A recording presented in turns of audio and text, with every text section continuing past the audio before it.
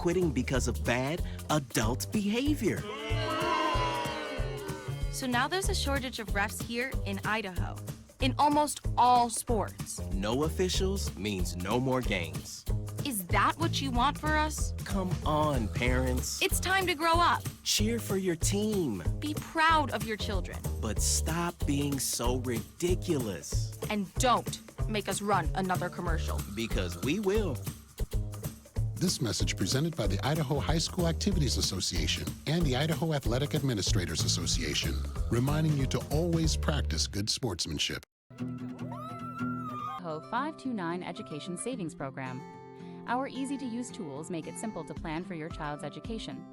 With tax benefits, ownership flexibility ideal is the perfect way to save for college, trade school, K-12 education, and student loan repayment. Join us at our next webinar to learn more about the 529 plan. Enrolling takes just 15 minutes and you can start with just $25. Visit idsaves.org if you would like to learn more. Let's talk about open enrollment for health insurance. Your Health Idaho's got you covered with all you need to know. Open enrollment is the time of year where you can enroll in or change your health insurance coverage. And Your Health Idaho is the place to go for quality coverage at a lower cost. 25% of enrollees pay $25 or less. Make sure to enroll by December 16th to get covered and save money. It doesn't matter how you... It's about whatever makes you say to yourself, I am great. At Valley. Good evening, ladies and gentlemen, and welcome to Boise, Idaho, where tonight the Bishop Kelly Knights, the defending 4A state champions, are trying to get back on the road to another state championship in their first year in the 5A division. Actually, folks, it's the same division, just a different name, as the Idaho High School Activity Association kind of just shuffled the deck a little bit this year. But they're going to be taking on a team of the Minico Spartans they know a little bit about, and we're just about ready for kickoff as the Spartans are going to receive the opening kickoff. And Bishop Kelly to kick it off, and they're not going to go deep. They go with an onside kick, and did they make it? No, they called it just before the 10 yards. They came in too close, so Minico is going to get great field position. Last Friday night, Emmett tried the same thing, except went about 15 yards, and they caught it and started and drove to the end zone on their first possession. So the Minico Spartans going to start out at the Bishop Kelly 49. What a way to start this game. These two teams met back in September. Bishop Kelly winning, I believe, 21-6. And a game that was not decided till the fourth quarter. Very defensive. Bishop Kelly's offense picked up a lot of steam later in the year from what their early games were. But they're 9-1, and Minico is 8-2. And each of them have a loss to a 6A team. And then, of course, Minico's other loss, the loss right here on this field back in September. Handoff goes inside to Sonner Cranny, and he's going to lose a yard. Cranny with almost 200 yards rushing last week in the opening round, 40-6 win over Emmett. And he is their workhorse.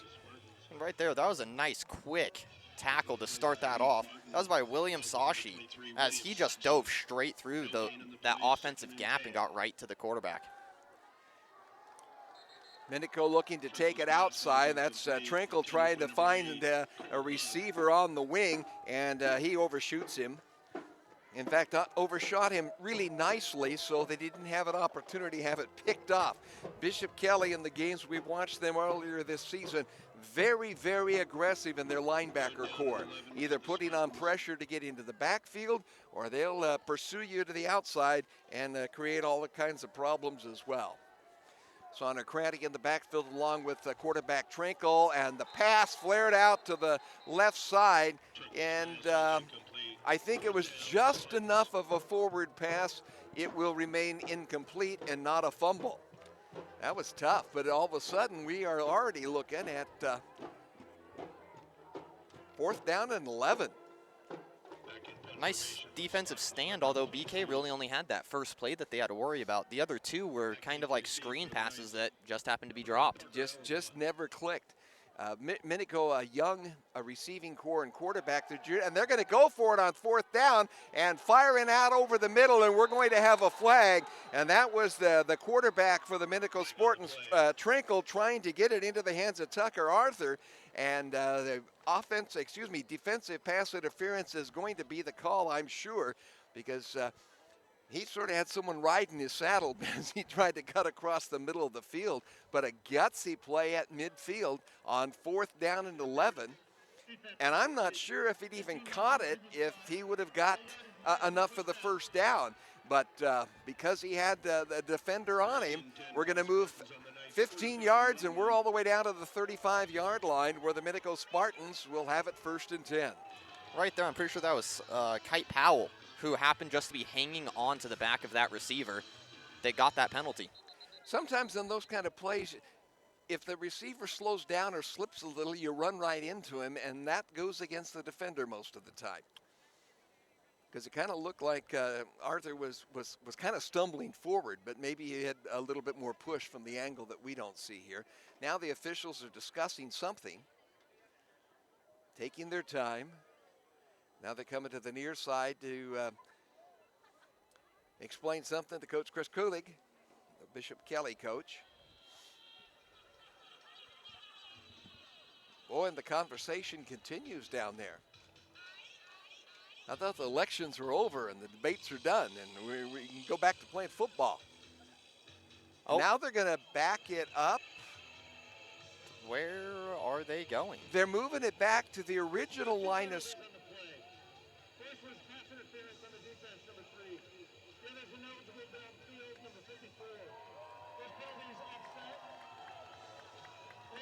So we're going to redo 4th down. They did not get the 1st down. I didn't hear what they said the foul against Minico was. So the foul against Minico, I believe, was an illegal man downfield. Which would sometimes happen out of that kind of a set. So, though I don't know that's a 15-yard penalty, but apparently they offset in however it works in the book. And now I would imagine Minico may kick this one away.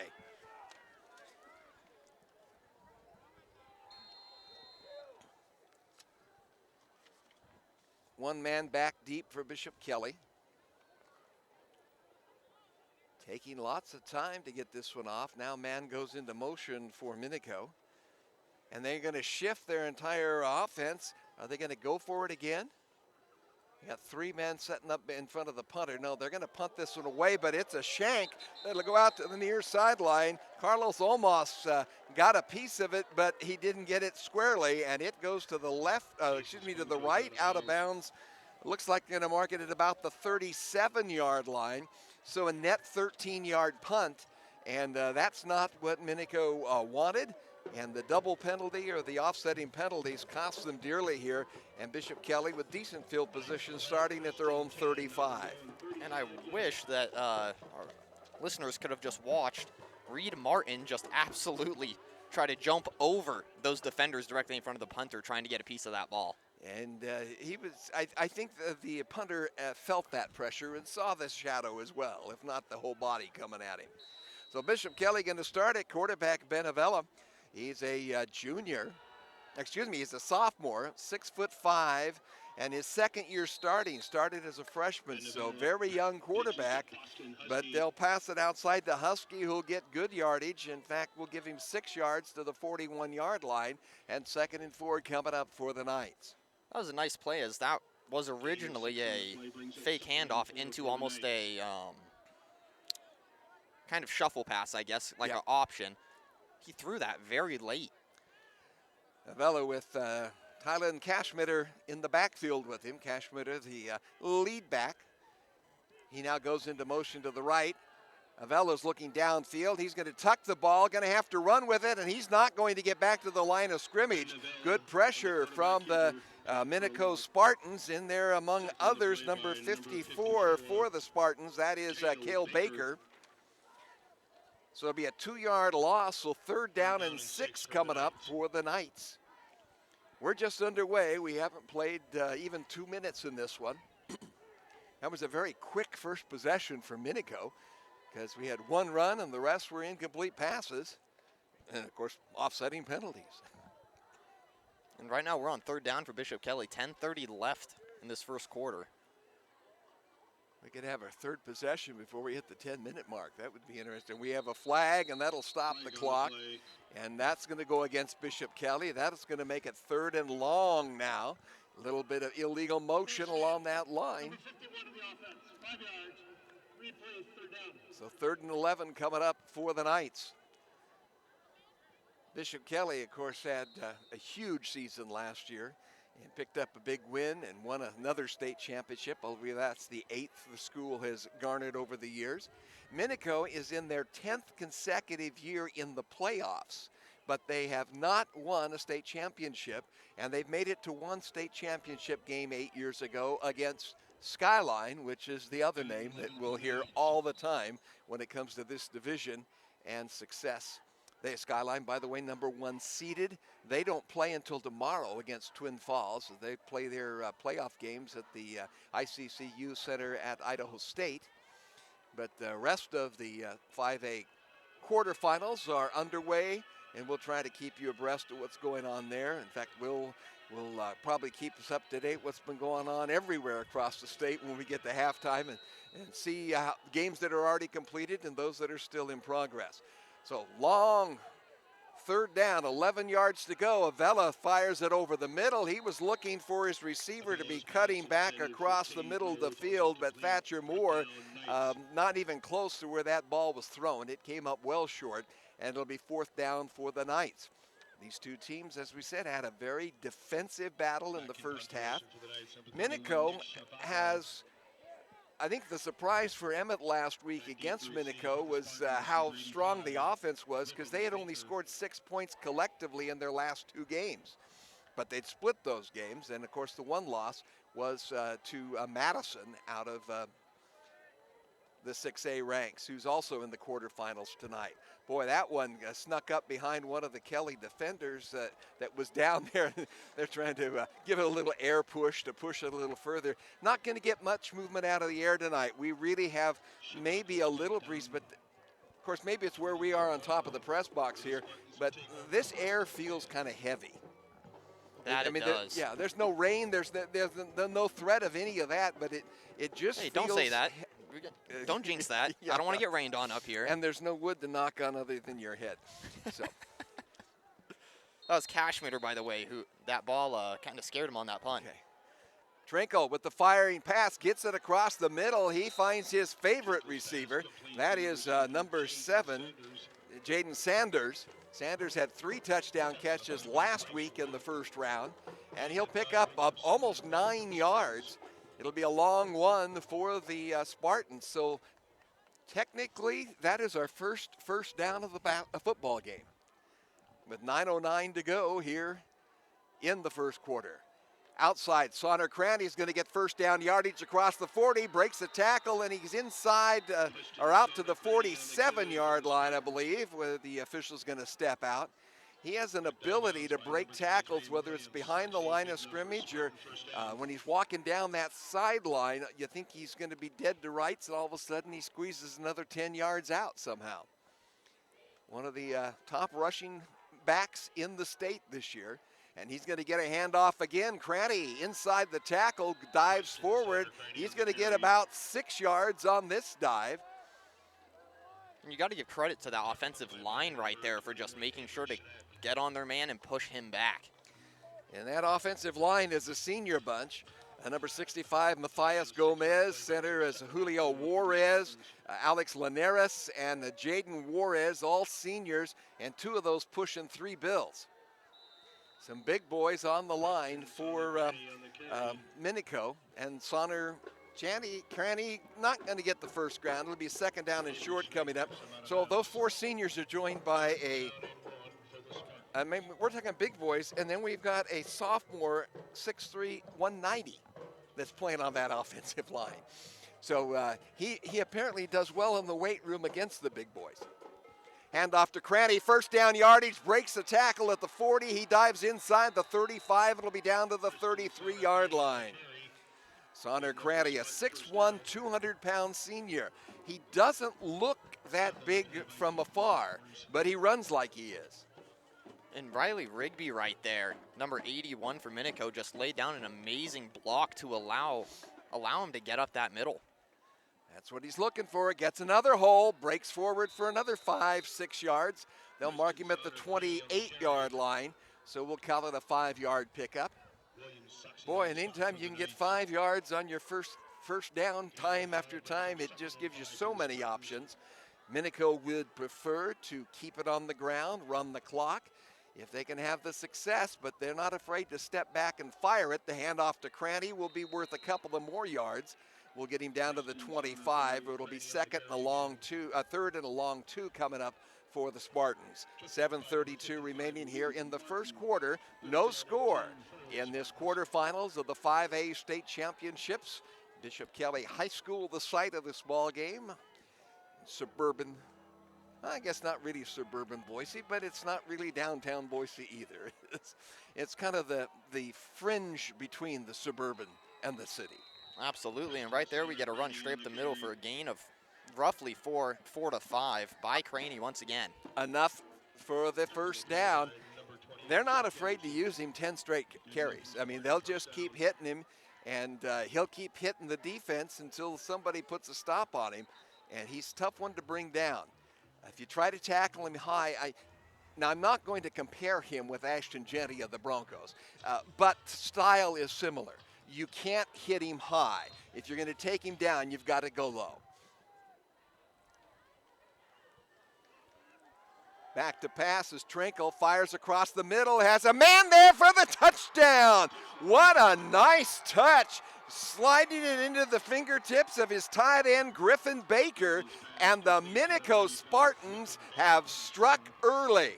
And that was just a great route ran by right there, and that quarterback was actively looking for that mismatch in the height factor, because that wide receiver probably had a good 3 or 4 inches on his defender. Yeah, he's got good size as a tight end, but he also has some pretty good speed as he was able to get behind all of the defense. 6:44 to go here, and we have a flag on the extra point attempt. It looks like the kick was good, but will it stand? Not seeing much indication from the white hat. He's made some kind of comment to the Minico sideline, but he has not given us any instructions. It looks like they're going to call it an offensive illegal formation, so we'll back it up 5 yards. So it's a little longer extra point attempt. Never thought that the 3 to the 8 really mattered too much. You either can make this or you can't. Unless you're in the NFL and they can't make an extra point. Clearly. They can make a 60-yard field goal, and this one's going to go wide to the left. So it pulls, the penalty cost, and the kick misses, and it's 6-0 in favor of the Minico Spartans as we have 6:44 remaining here in the first quarter. Dear Triathlon, let's take on iconic trails and race straight to the top. What's the point of winning if you can't enjoy the view? Yours, Toyota SUVs. Toyota. Let's go places.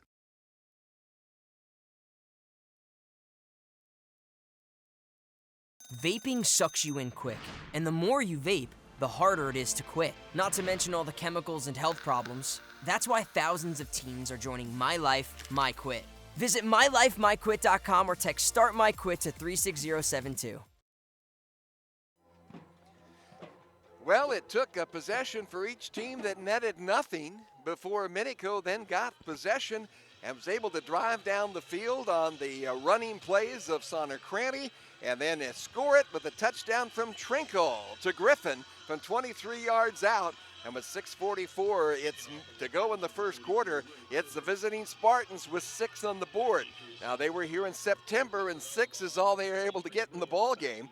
And they fell to Bishop Kelly, but they think they can do much better here tonight, and they've certainly got off on the right foot. Kickoff for Bishop Kelly goes deep, taking it on the outside, breaking a tackle across the 30 to the 35. I believe that was Nate Wyman with the carry for, got the wrong roster there.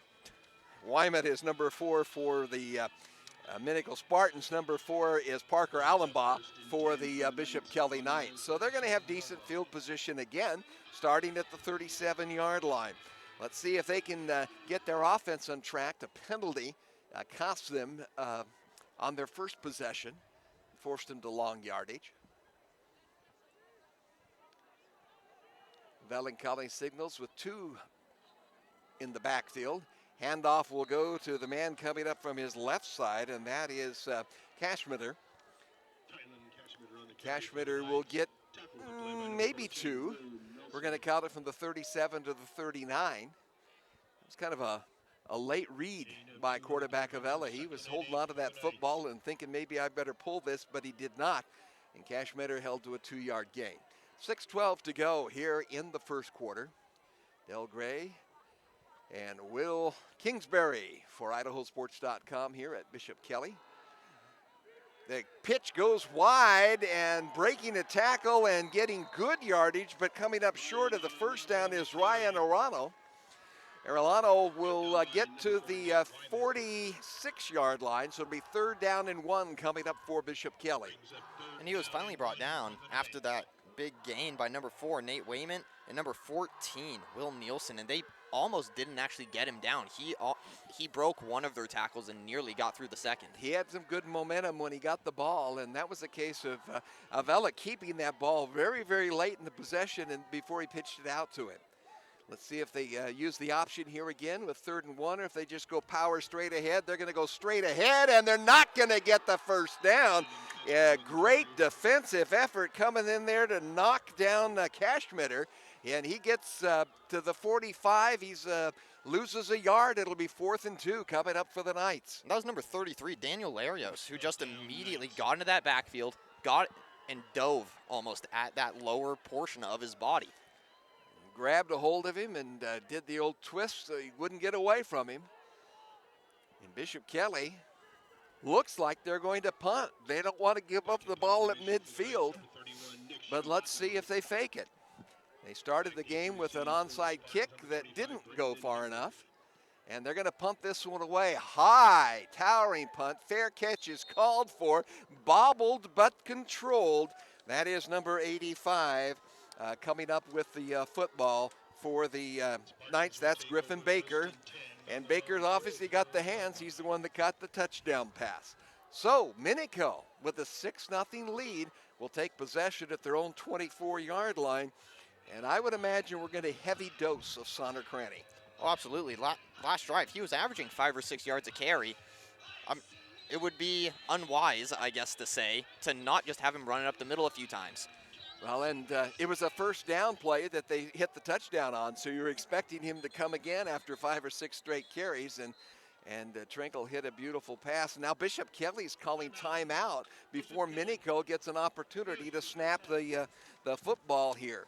This ball game is brought to you in part by Project Filter, Your Health Idaho, Ideal, that's Idaho's college savings program, Valley-Wide Cooperative, your local Toyota dealers, Dip Fusion Helmet Reconditioning, and the Idaho Office of Highway Safety. Also being brought to you tonight by Lee's Furniture, Floors and More. They have one of the largest selections of furniture and floor coverings in the Magic Valley. Always in stock and ready for same-day delivery. Whether you're decorating your new home, updating your current home, or shopping for that special someone, Lee's is the place to shop for all your flooring and furniture needs with 110% lowest price guarantee. Visit the store at 459 Overland in Burley to see how you can upgrade your home. Lee's Furniture, Floors and More, proud supporters of local athletes. Will, are we surprised at anything so far? Bishop Kelly is still looking for his first down. That does surprise me, but at the same time, I'm also surprised by Minico's defense, as they have been all over the field making tackles, doing great form tackles as well. And that's what gave them the big win last week. They want to add to it, and they're going to fire it over the middle, and Trinkle just misses a receiver who is fitting into the hole. That was Caden Fletcher at about the 40. And when it went sailing past Fletcher, it looked like it could be a Bishop Kelly pick there for a minute, but it kind of died as it got past Fletcher and went to the ground. from this angle, I couldn't really tell if that ball went through his hands or if it was out in front of him. Yeah, from my direction, it looked like it was right there, but he might have been thinking about making the turn before he had possession. Hand off to Cranny, and he's going to be buried for a loss. Cranny started to the left, saw an awful lot of black Knights to his left. He started to come back to the right, and there were just more of those yellow panted and black jerseyed Knights there to take him down.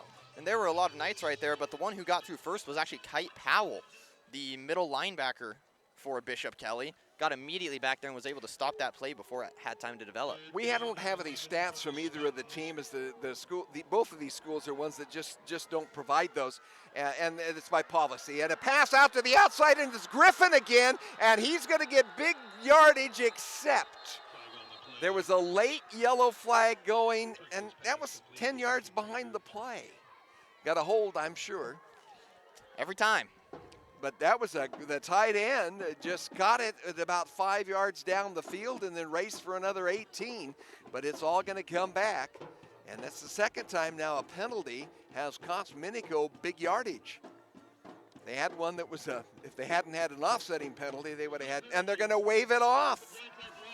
They're going to wave it off, which will not set well, I'm sure, with the fans directly below us, but it does for the folks that traveled up from the Magic Valley and the Rupert area on the other side of the field. Nice crowd making the trip.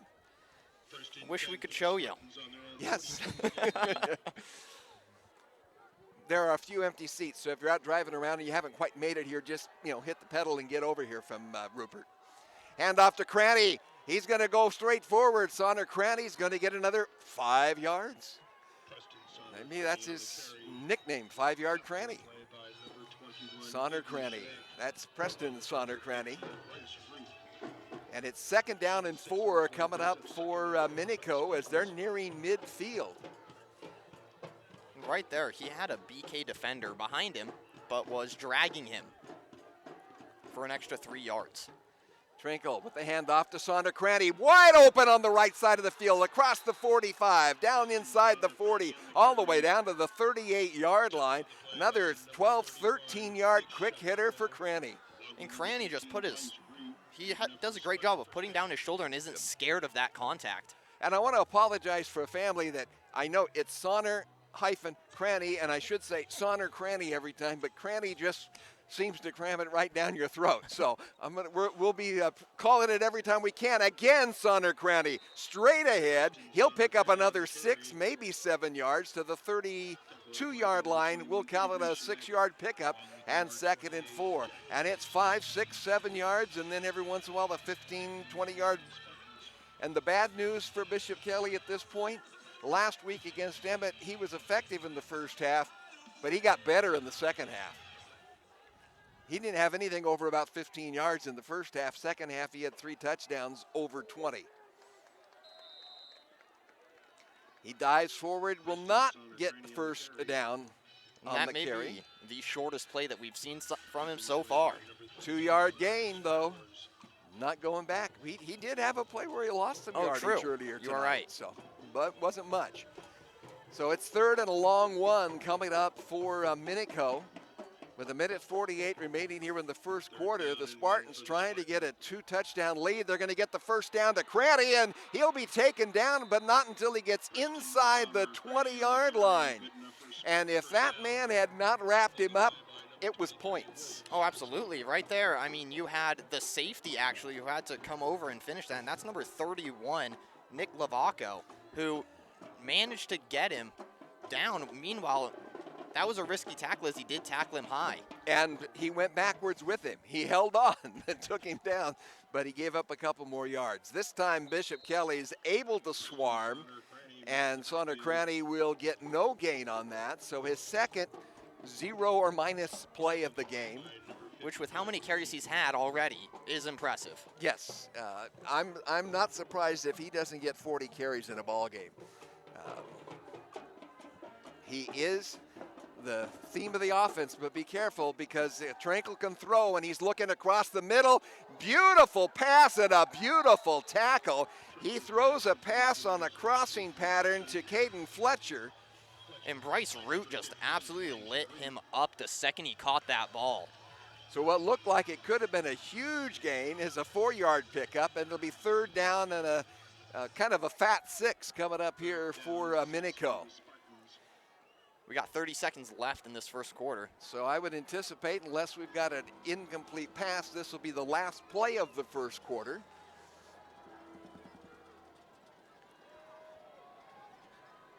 Braxton Trinkle looking down across the middle, and the ball is intercepted. It was deflected into the air, and coming up with it for Bishop Kelly and returning it out to the 10-yard line. Is that 25? That's 15. Bryce Root once Bryce again. Root with the big play, and that was a hot pass that the intended receiver got in his mitts but couldn't hold on, and it skipped into the air. I thought it was going to go too deep to be intercepted, but a great job by Root to come up with it at about the 2-yard line and return it to the 13. So the first turnover of the ball game, a huge one for Bishop Kelly, as it stymies what looked to be Minico taking a 2-possession lead.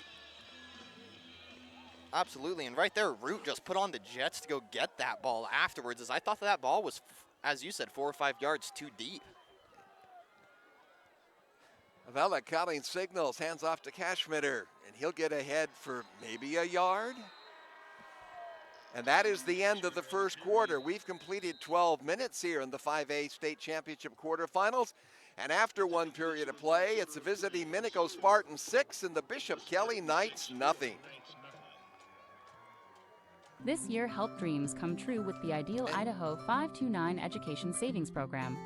Our easy-to-use tools make it simple to plan for your child's education. With tax benefits, ownership flexibility, Ideal is the perfect way to save for college, trade school, K-12 education, and student loan repayment. Join us at our next webinar to learn more about the 529 plan. Enrolling takes just 15 minutes, and you can start with just $25. Visit idsaves.org if you would like to learn more.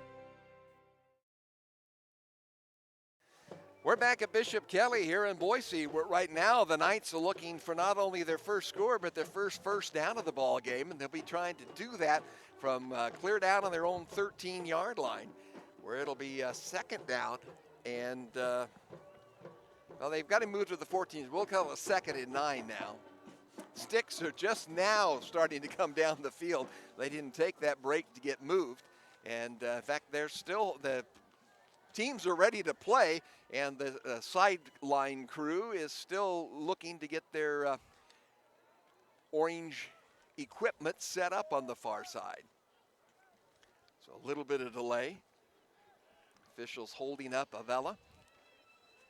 Avella at the quarterback position for the Bishop Kelly Knights. As we said, he's just a sophomore, but he's a big sophomore at 6'5", 215 pounds.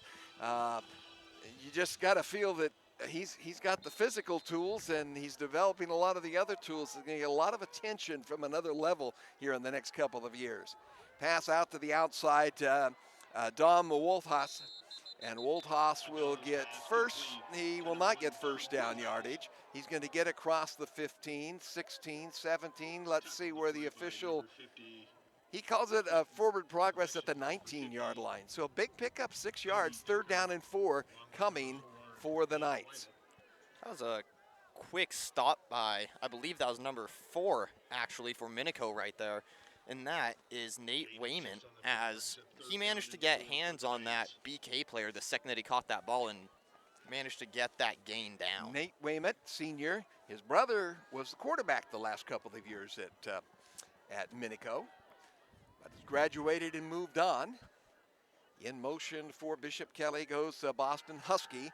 Avella looking to pass across the middle and right through the hands of Husky. Husky went in motion to the left, then cut straight upfield and then across the middle, and the hot pass bounces off of him. It'll be 4th down and 4 coming up for the Knights. I have to think they're going to not go for 4th down here at their own 19-yard line. No, I do not believe so either. And once again, you just have to applaud this Minico defense. I mean, right there, that was kind of a error on the wide receiver's part, as that ball went straight in between his hands. But this Minico defensive line was in that quarterback's face almost immediately. They almost get into the face of the punter, and he gets a high one that bounces, takes a Minico bounce to the near sideline and goes out of bounds. And the Spartans are going to start this possession at the Bishop Kelly 46. And all of the punts we've seen have really not taken the team who punted bounces. I mean, all of these bounces have either been backwards or straight diagonally. Yeah, net punting yardage tonight is not good. Not good. 10:57 to go here in the second quarter. We're still in the first half, and Minico, after turning it over near the end zone on their last possession, they'll fire it out into the flat. Beautiful pass on a wide receiver screen coming back into the hands of Cole Huff, number 8.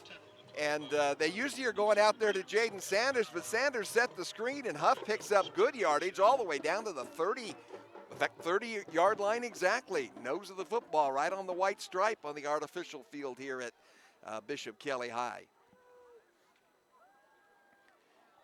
Trankel's been really on target with his passing tonight. Handoff goes to Sonner Cranny, and he's going to be held to one of his shorter gains of the night, about a yard down to the 29. And this is what happens if you then try to stack the box against the prominent running back. If the quarterback's on, you can get burned. Oh, absolutely, and that's one of the big things that's super nice about having such a dominant running back like you just said. When you stack that box, all of a sudden, you got more of the field for these wide receivers for Minico. And we have an offsides called. Minico's pointing to Bishop Kelly. Bishop Kelly's backing up, but wanted to make sure. You do have a little bit of motion available on the defense, but not near as much at the high school level as you do at the college level. And it's a 5-yard pickup, so second down and short. So again, Minico playing with a very manageable yardage marker situation here tonight.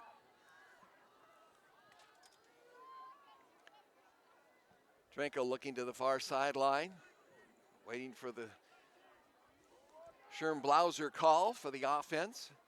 Handoff will go to Sonner Cranny. That's the one I'd call most of the time. He's got 10 yards. He's going to be all the way down to the 10-yard line as Cranny looked like he was going to be stopped about the 15 and spun forward for another 5. And he does a great job of keeping his feet moving, and then as he's going down, he lunges forward for those extra yards, which, I mean, I don't know if we have his height. He's 6'1". 6'1". That's an extra 2 yards when he falls forward. It is. For me, I get about quarter of a yard. And at 200 pounds, when he's falling forward, there's some momentum there. So 1st and 10 for the Spartans at the 13-yard line. Handoff to Cranny, breaks the tackle behind the line of scrimmage, gets across the 10 down to the 9. So another 4-yard pickup. 2nd and 6 coming up. Let's see if Minico wants to go back to that passing well that's worked once well in this part of the field and once it was disastrous. Or do you just stay with riding Sonner Cranny all the way to the end zone? Well, it looks like they're almost stacking up the box once again as those linebackers are playing quite close up. So if anybody can sneak through and fade through, and we have a timeout being called on the field. Again, that's Bishop Kelly calling a timeout. That's their second timeout here of the first half. So with 9:09 to go yet here in the first half, a 6-0 lead right now, currently favoring the visiting Minico Spartans. High Desert Hardwood and Eagle is where woodcutters go to get the best quality hardwood, lumber, plywood, and custom molding. Take a look in person at 1758 East State and Eagle, or give them a call at 208-939-9366. You can also find them at www.highdeserthardwood.com. High Desert Hardwood, proud supporters of the Bishop Kelly Knights. And right now, they're looking to see if the Knights can make a defensive stand and keep Minico out. The last time Minico was down here threatening to go up by 2 scores, they were picked off at the goal line. 2nd down 7, right inside about the 9-yard line, it looks like. Handoff to Sonner Cranny. He'll get a couple of yards. Great defensive play, reaching down and pulling him in from below, I believe it was 28. I believe so. That is Jack Henderson. And he did a good job right there. He's playing, let's see. He's really kind of out on the outer edge, but he got penetration, and he wrapped him up low. He had the ankles. Cranny's still able to lean forward, but 3rd down and 4 coming up here for Minico. Sonner Cranny doesn't worry about it. He's going to get a 1st down yardage. It'll be 1st and goal for Minico with the quick off the left side. Right there, we had a solid gain once again. I mean, Cranny has just been the workhorse of this Minico offense tonight. He's doing a great job constantly, leaning forward, getting yards, pushing through this stuff. I mean, honestly, we've seen BK as a dominant defense. Cranny just doesn't care. And we saw this last week in their win against Emmett, and Cranny is not going to make it in. He started to make the cut, and he did not have his feet under him, and he falls to about the half-yard line. Otherwise, he wasn't going to be stopped. And right there, that's what you call a tackle for the turf monster. Yeah, because the offensive line had moved the defense into the end zone. Good old turf monster just sometimes snatches, holds your feet a little, makes you slip. And that's exactly what happened to Cranny. Yeah, and we all like to have that excuse. Handoff again to Cranny, and again he's going to be stopped. This time he went to the right side, and Bishop Kelly with some nice penetration with the defensive line. And I think going to push him back at all. I think we're still going to be about the 1. Yeah, they're putting the football with the nose on the 1. So 3rd down and goal for the Spartans at the 1-yard line. This would be a huge, huge defensive stand for Bishop Kelly. Of course, we'd have to think Minico's got two downs yet to go. And right there on that stop was Reed Martin, who happened to get through that Minico O-line immediately and make sure they didn't gain any yards. Looks like he stopped again. And great penetration from the outside coming around to help out. Looks like William Soshie. Wow, I butchered that. Well, number 23, calling him Will, managed to get right in there, got his ankles, and immediately stopped him. And just inside the 1s, as the football now is on the opposite side of that 1-yard marker, but it's 4th and less than a yard to go for the Minico Spartans, and you can hear the crowd in front of us here. Bishop Kelly knows football, and their fans know football, and they know this is huge, and they're stopped again. What a huge defensive stop. They hold Minico 4 times inside the 3 and take possession at the 1. Right there is Tylen Cashmitter, also the running back. They put him in as a linebacker, and he got straight through and immediately stopped Cranny from getting into that end zone. A nice, nice play right there by Cashmitter. That is absolutely huge with 6:16 to go here in the 2nd quarter. Now they've got a long ways to go to try to even this up. The offense is playing from their 1-yard line, and they're still looking for their first down of the game. So let's see what the defensive line and the defensive play of Minico does here. And Bishop Kelly's not wasting any time. They're just loading everybody in the backfield and see if they can get some wiggle room. And the quarterback of Ella goes straight forward for a pickup of 1. Any yardage right here is going to be in your favor. You want to get to the point that at least your backfield is not standing in your own end zone when you have to take the snap. And then if you got a little green under you, you've got some options to maybe do something with it. But we've seen some of those kind of situations, though, where the defense wants to overplay and they want to try to get the sack, and you get a break and you get away, and you've got a lot of turf in front of you.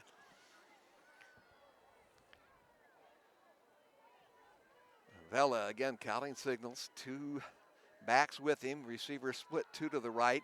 Handoff inside, and they're not going to get anything. I think they might have even lost a yard. Now the official going to give them forward progress again to the 2. So no gain, and 3rd down and 9 coming up for the Bishop Kelly offense. they are not having any success of getting any running in between the tackles against this Minico defense. Oh, absolutely, and right there, that Minico D-line, there were 3 of them in that backfield the second his hands touched that ball. They're doing a great job at evading these offensive linemen. That nose tackle, I believe 58, Chase Vale, and he is just going straight through that line and getting into play. Bishop Kelly trying to do something from the outside. Looked like they tried to get some option, and it wasn't there, and they cut back inside, and we're going to be still at the 2-yard line. That'll be 4th down.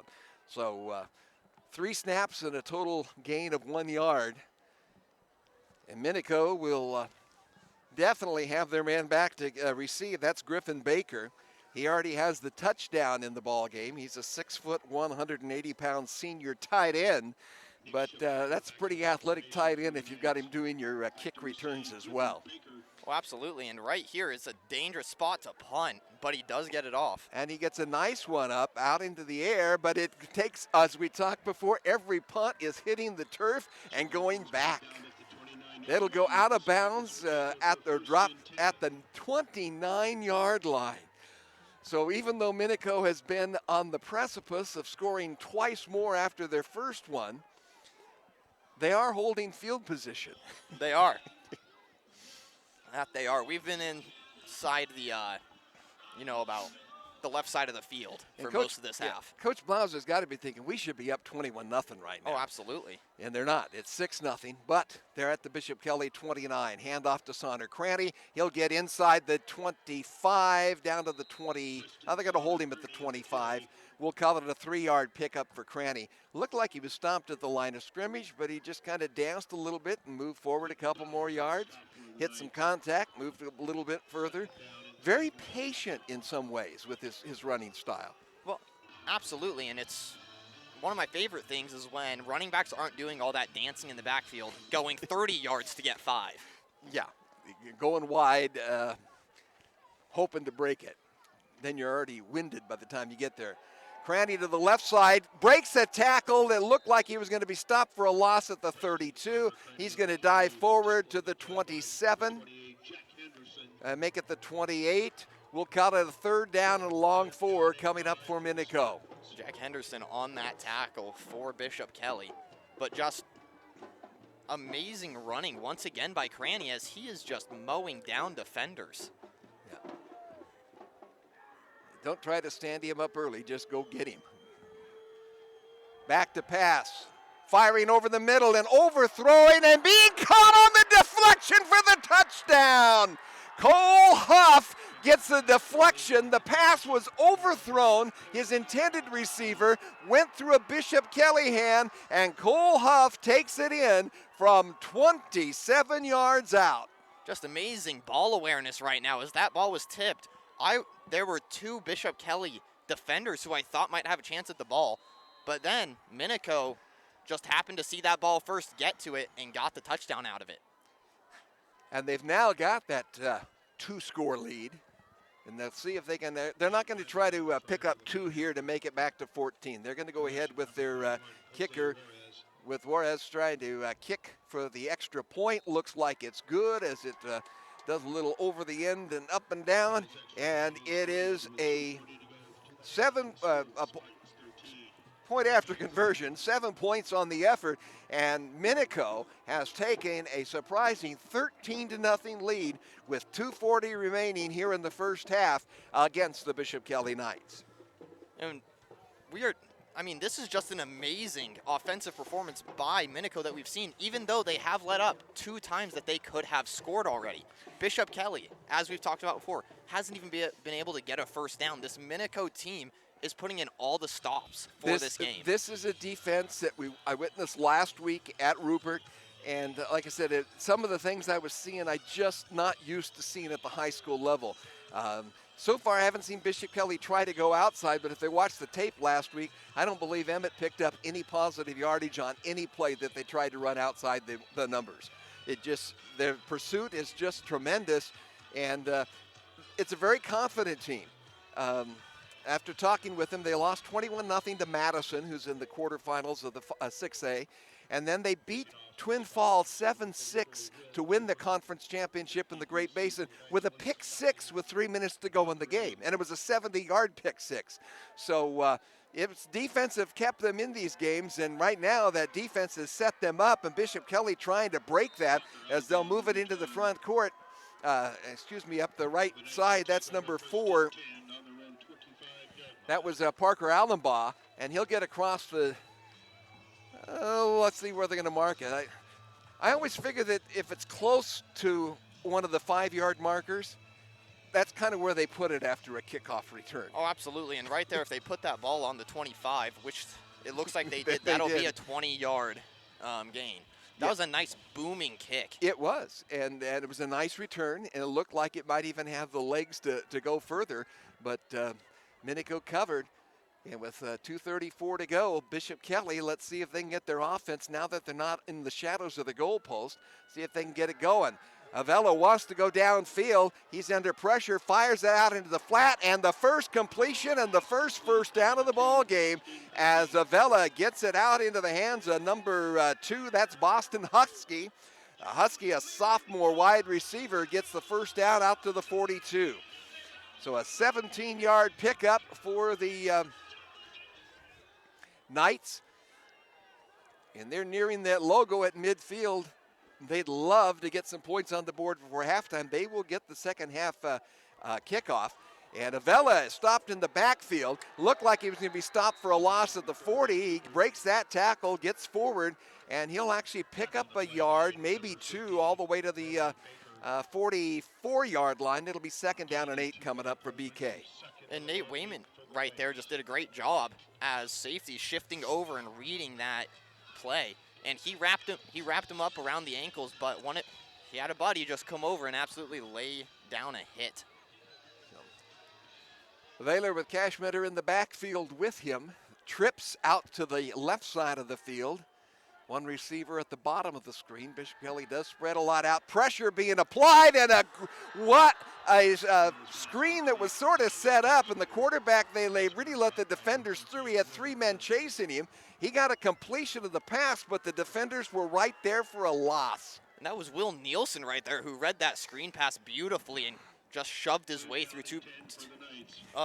two offensive defenders, I guess you could say, and just immediately hit him as that ball was caught. So the 2 yards Avella picked up on the first down are lost on the pass play. It's 3rd down and 10 for Bishop Kelly. Avella looking across the middle of the field, fires it across. If it's complete, it will be a 1st down.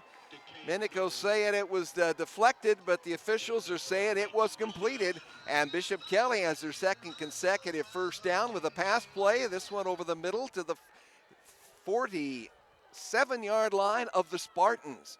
So Bishop Kelly in Minico territory for the first time. Avella brings it out to the near side. Catches his receiver, but the receiver's going to just barely get back to the line of scrimmage, maybe pick up a yard. That was number 32 who was able to pick that. That was actually Cashmeter out of the backfield, the running back. And right there you have Tucker Arthur, who made a great read, got on him, and we are currently having a timeout by BK. But, so that's a third of the first half. So because they had one really, really early in the game. So they're showing it, but 49, is that all we have left in this first half? Yep.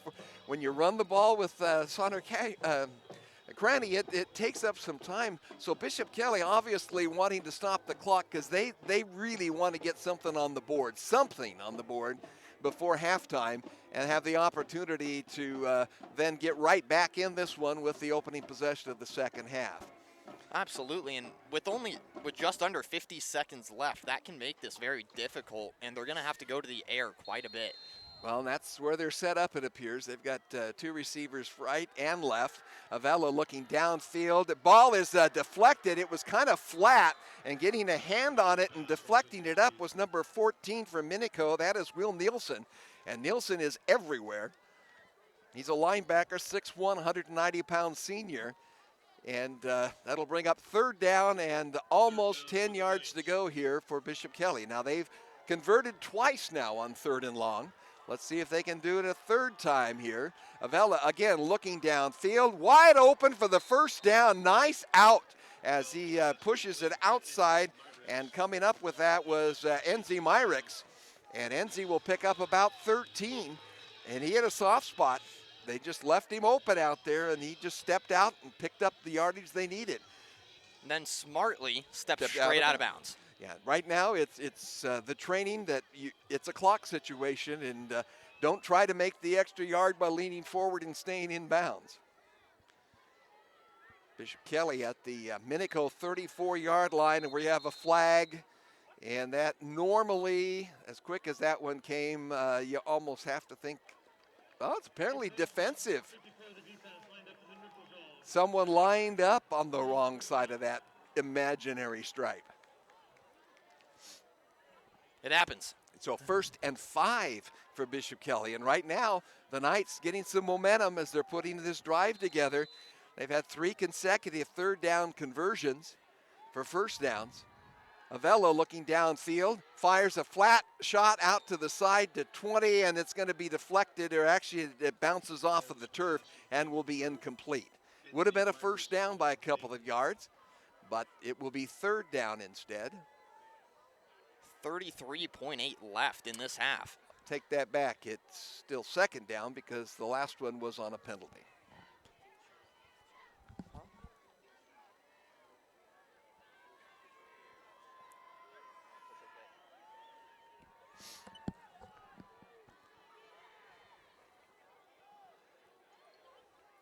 Avella again looking downfield, fires it flat out to the near side. He's going to make a completion and get out of bounds, but short of the first down. That was Myrick again getting the catch. And that little chipping on the side is getting Bishop Kelly to move. It's just not very far at a time. With 30 seconds to go here in the first half, though.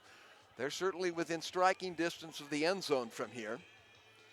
But they're having to do it entirely with the passing route because the running game has just been absolutely shut down.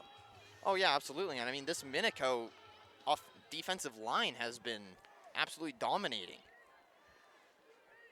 Cashmitter set alongside the quarterback Avella in motion. Receivers, so we have trips now to the left, and now we have another flag, and this will be a procedural call. Someone else moved while the man was in motion, and that's a penalty against Bishop Kelly. And so instead of third down in a short 2, it's now third and a good 7. And one of my favorite things about linemen are they are the world's biggest snitches. Yeah, someone moves and they're standing up pointing at him, every single one of them. Yeah, he did it, not me.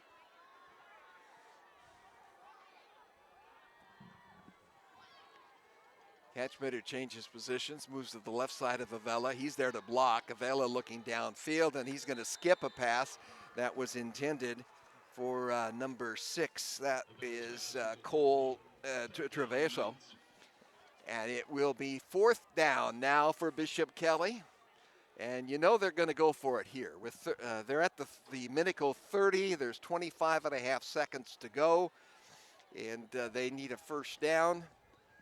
These are the ones where you kind of prepare to play everyone 7 yards in front of you, and sometimes you forget about the back door. And sometimes this is the time to take the strike to the end zone. Absolutely. We got 3 out to the top, 1 to the near. Receiver in motion, moves back into the slot. Avella's looking downfield. He's firing deep. He wants to take it down, and he overthrows his intended receiver. Minico had a defender beautifully playing that receiver as he moved toward the pylon, and Minico will retake possession of the football at their own 32-yard line. Make it the 30. Again, we'll go to the nearest 5. And it'll be the 30-yard line with the nose of the football, and I have a feeling Minico takes a knee here. They've got to be not so happy that they don't have more points on the board, because twice they had it inside the 10 and did not get points out of it. But they do have a 13-0 lead. The knee is taken, and at halftime, it is the Minico Spartans 13 and the defending 4A state champion Bishop Kelly Knights 0. We'll be back to recap this first half in just a few minutes.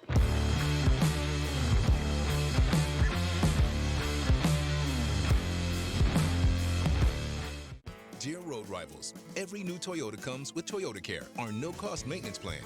Nissan and Ford charge extra for maintenance. At Toyota, we take care of our drivers. Join us. Toyota. Toyota. Let's go places. Let's talk about open enrollment for health insurance. This year, help dreams come true with the Ideal Idaho 529 Education Savings Program. Our easy-to-use tools make it simple to plan for your child's education. With tax benefits, ownership flexibility, Ideal is the perfect way to save for college, trade school, K-12 education, and student loan repayment. Join us at our next webinar to learn more about the 529 plan. Enrolling takes just 15 minutes and you can start with just $25. Visit idsaves.org if you would like to learn more. Vaping sucks you in quick, and the more you vape, the harder it is to quit. Not to mention all the chemicals and health problems. That's why thousands of teens are joining My Life, My Quit. Visit mylifemyquit.com or text Start My Quit to 36072.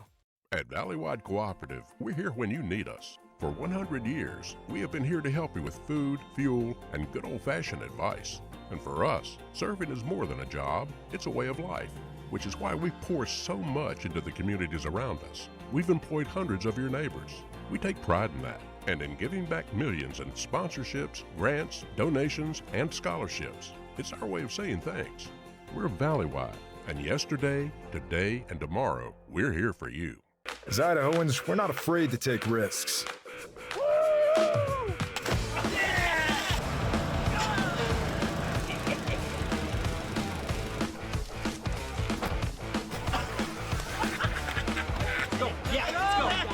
All the way, all the way. Go. All the way down, all the way down.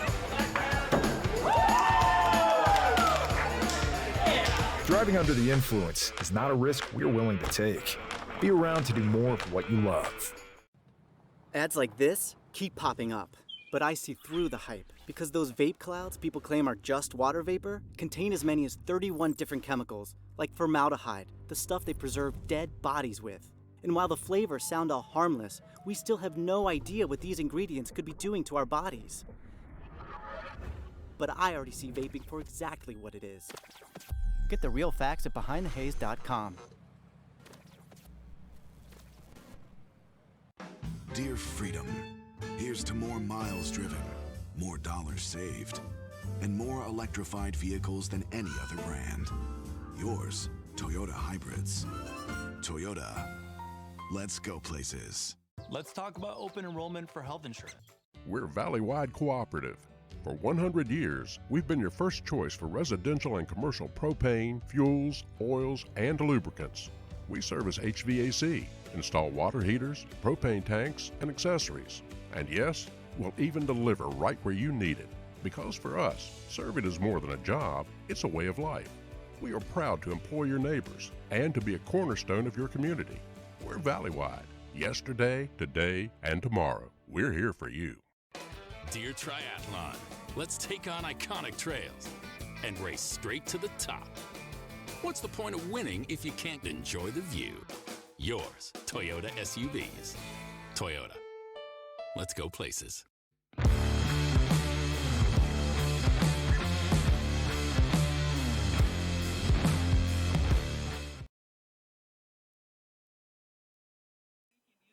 We are back at Bishop Kelly High School. It is halftime in the 5A State Football Championship quarterfinals, and the visiting Minico Spartans have a 13-0 lead over the Bishop Kelly Knights. Bishop Kelly held without a first down throughout the first half of the ball game into their final possession, where they were able to drive about 50 yards down the field, but turned it over on a fourth down situation at about the 20, and Minico took a knee to finish it off. And the Bishop Kelly at halftime has got to be looking for answers for their offense. They were able to get something going with their passing game on the last possession. The rushing game has been shut down entirely by the Minico defense.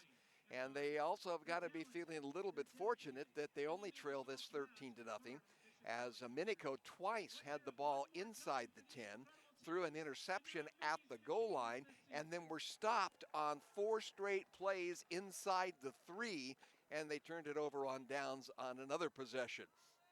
So it could be a lot worse and a bigger hole for the Knights to play out of, but they will be getting the kickoff to start this second half. when the teams return to the field here shortly. Brewster Cheese is the largest manufacturer of Swiss cheese in the United States. They produce more than 100 million pounds of award-winning, all-natural Swiss cheese each year. Plus, they love what they do, and of course, love to make it Swiss. Yeah, they know they're cheesy. They also love supporting the local community and wish the Minico Spartans the best of luck in this evening's game. And right now, the Spartans are taking that luck opportunity and making the most of it.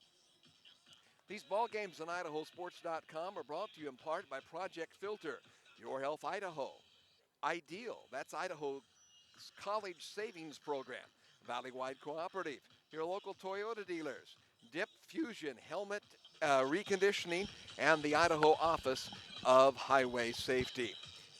Meridian Plumbing is the Treasure Valley's top choice when it comes to your plumbing needs. For 40 years, Meridian Plumbing has been serving new home builds and remodels, farms and businesses across the Treasure Valley. After your first service call with Meridian Plumbing, it'll be easy to see why thousands of customers return year in and year out for all their plumbing needs. And just when you thought it couldn't get any better, Meridian Plumbing offers a no-charge dispatch fee. They search for their permanent plumber. It's one call away or one click away, and that is Meridian Plumbing. Choose the safe, local plumber. Choose Meridian Plumbing. Well, it's been an impressive first half for Minico, and yet a lot of points left on the field, and they're not out of the woods, as Bishop Kelly will get the ball here when we get ready to kick off in a few minutes. Absolutely, and a big part of this has been the defense. I mean, one of them, an interception. That first one by Root. An interception that was tipped, caught by Root. He returned it about 20 or so yards. Second one, they were within their own 5 for 4 downs. In their own, and that was actually stopped by Cashmitter, nonetheless, who managed to get Cranny in the backfield on that 4th down to stop it. You talked about the tip passes, and that they've played both ways here, as one of Trenkle's passes was tipped and then intercepted by Bishop Kelly to stop the drive, but another one that looked like it could have been intercepted at about the 20 was tipped into the air and picked out of the air and taken in for the touchdown by Huff that made this a 2-possession game. So it is 13-0 in favor of the Minico Spartans here at halftime. And let's take a look and see what's going on around the rest of the state. The rest of the 5A division is playing tonight. I shouldn't say all of it. Skyline will be playing Twin Falls tomorrow afternoon at the Idaho State ICCU Dome. Bishop Kelly, of course, hosting Minico tonight. Number 2 seed Hillcrest is hosting Blackfoot. And so that's kind of a regional Eastern Idaho beat. And then Valley View out of the Southern Idaho Conference, the runner-up to Bishop Kelly in the SIC, is up in North Idaho against Lakeland, a team which has played an awful lot of 6A teams and been very successful. So it's the 6th seed Valley View at the 3rd seed Lakeland. And the only upset in the entire first round as far as seed breaks is concerned was Blackfoot, number 10, defeating Preston, which was seeded number 7. And that's a little bit deceptive because Preston was the automatic bid. And all the conferences, there's 8 automatic bids, and so they were seeded down to number 7. And Blackfoot was the 3rd team out of the, what do they call that,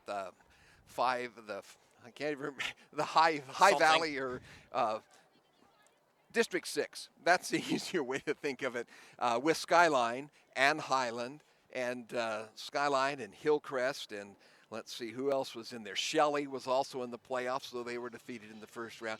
And that conference has really dominated a lot. Last year, of course, Hillcrest won that division. They were the top seed, and they lost to Bishop Kelly in the state championship game. But Skyline has 3 of the last 5 state titles in this division, and they are the number 1 seed. And I would imagine they should have a fairly easy time tomorrow with Twin Falls, but Twin Falls lost 7-6 to Minico 2 weeks ago and held Minico without a score offensively in the entire ball game. So that could be a surprise coming up at the ICCU Dome at Idaho State tomorrow. So that's where the 5A is, and we've got scores from out the state. I know a lot of the 1As played early this afternoon. Some of them, like up at Cary, they play in daylight. I don't know if they have lights up there with the Panthers. That they do. Oh, but they got an early start tonight, and they finished that one rather quickly. That they did. I'm actually jealous of my father who got to broadcast that game. They were bringing him food the entire time. The small schools really take care of the media when you're there. But they weren't very good hosts to their opponent. No. What was that, 80? 80, I believe, 82-8. And it was 70-something to 8 at halftime. And that was against Wallace out of North Idaho in the quarterfinals of the one. That would be the 2A, right? Yes. Yeah. Yes. 2A or 3A. I'm not 100% sure. They're either 2 or 1. And I always get confused because one is where the Long Pin Conference, which has Garden Valley still alive, I believe at Council tonight. And lots of other games throughout the state. One of the ones I'm really interested in watching is the 4A division, because it seems like for the last half dozen years or so, Sugar Salem has been the target, and they have faced Homedale time after time after time in the finals and won it every time. And the only time Sugar Salem has not won the 4A, used to be the 3A, was the year that Weiser snuck in instead of by beating Homedale in the semifinals. And Homedale and Weiser are right now on a collision course to meet in the semifinals next week at Homedale, if they both get their wins. Homedale playing tonight, and Weiser is hosting tomorrow.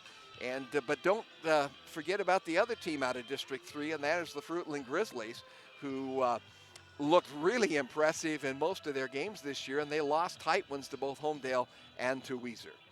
And I just got a score from Dietrich, 72-12 Dietrich. I'm not sure who they were going cliffhanger. Against. Yeah. Oh, yeah. It seems there's been a few games like that tonight. Yeah, I know the folks up there in the Magic Valley are very familiar with the Dietrichs and the Carries and everything in that Upper Plains area, where they play tremendous 8-man football. And, you know, folks, if you haven't been out to an 8-man football game, you really need to make it. I remember 30 years ago, before lights were installed in many of these smaller schools, Saturday afternoon in the Long Pin Conference up around Cambridge and Council and whatever, there was it was like hunting was going on around it, but everyone take a break and went to the ball game in the afternoon, and then you went back out hunting again. And you also had the timber and the wood smoke, and it just had a feel that it just felt like fall, and it was wonderful. It was wonderful. You still get that in a few places. You'll have people showing up in hunting gear, and you're like, okay, you're going either right after this, or you decide to make a little pit stop. I think I'd be a little nervous as an official when they show up in their hunting gear, but hey, it's all fun and games. Bishop Kelly back out on the field as they've come over to the near side. Minico's on the far side as well. Did you know that most Idaho students don't drink alcohol or use drugs? That means approximately 9 out of 10 students and their friends choose to stay substance-free. It's the healthiest and most popular choice. Parents, check out betheparents.org for pro tips on how you can have powerful conversations with your kids and teens about the importance of not drinking or using drugs. Talking to your child about your expectations when it comes to alcohol and drug use is one of the things most associated with your student making healthy life choices. This message brought to you by Southwest District Health and the Partners for Success program. We don't have any official statistics, but I would say that Sonner-Cranty is probably near or over the 100-yard mark in rushing yardage. He hasn't broken any huge runs, but he has had, drives down the field where he carried it 7, 8, 9 times at 5 to 7 yards a clip, and certainly put them in position to possibly score 4 times in the first half. Unfortunately for the Spartans, and fortunately for Bishop Kelly, the Knights were able to make stops twice deep in the red zone, and Bishop Kelly is now going to receive the kickoff to start the second half. And they're going to see if they can add to the success or near success that they had on the last drive of the first half when they got their first down. In fact, they strung 3 of them together, all with third down pass plays, third and long pass plays. and unable to get up on the board, but they were able to get some offense moving and build a little bit of confidence. Oh, absolutely. Both of these teams have just played tremendous defense throughout the night. But when it comes to the offense, you have Minico, who's just slightly outperforming this Bishop Kelly offense. Well, one of the fundamentals of football, and we talk to every coach, even a passing team coach, is you have to stop the run and you have to be able to run the ball. And that is exactly the difference in the first half of this football game. Bishop Kelly, I don't think, has 15 yards in rushing offense, and Minico well over 100 with Sonner Cranny. So they have been able to run the ball and stop the run, but can they stop the pass? Because that seems to be where Bishop Kelly has found a little bit of success, particularly on the short passing game, on the flare-outs to the outside, and we'll have to see if that's the direction they go as we get underway here in the second half. Officials have got the ball all teed up, looking deep for Bishop Kelly. Number 4, Parker Allenbaugh, is to the left as I'm looking at the screen, and if you're looking at your radio or at your computer screen, he'll be at the bottom of it. And at the top of the screen is number 23, William Sachet. He would be, if you could see. Yes, yes. But It's close enough. That's the beauty of old radio, is you could just imagine. Oh, absolutely. It's like a movie that you get to decide what everybody looks like. I was telling my boys one time, I used to listen to Vin Scully on the skip that would come late at night when I was a kid from the Dodgers in the 50s and 60s. And I've never been to Chavez Ravine in Los Angeles, but I think I could describe every inch of it because of the imagination that he's able to give you. Nice return, but not able to break it is Allenbaugh. He'll get it across the 20, and we'll start at the 25-yard line. And that's Bishop Kelly has started all of their possessions in their own territory. And they had the first couple of them were about the 35-37, but could move nowhere. And the 25 is about where they started their last possession, which they did move about 50 yards before they gave it up on downs. So let's see what they're able to do here, whereas the quarterback, Benavella, comes out. He'll have Cashmitter off his right hip. 2 receivers at the top of the screen, 1 to the bottom, and then also 1 in the slot at the top. Avella handoff to Cashmitter, and he is met in the backfield. Actually, I think, Cashmitter was met, but Avella kept the ball, and he's met even by more Spartans. Let's see how far they mark this back. The linebackers were in the backfield as quick as the quarterbacks got the ball. They lose 4 yards, and Avella actually was pushed back another 10, but they'll give him I guess you call that forward progress, losing 4. Well, Will Nielsen right there, we've called his name multiple times tonight. He was immediately back there, and he was the first one to make contact with that quarterback. Second down to 14 for the Knights from their own 21. And now we have a flag and again a procedural call against Bishop Kelly. It seems like somebody is moving when the one man that is allowed to go in motion is in motion. You can't have 2 people moving at once. And that's the 3rd time, I believe, Bishop Kelly's been called with that infraction. And that'll now make it second down at about 19. 11:07 left in this 3rd quarter. And already, as you just said, 2nd and 19.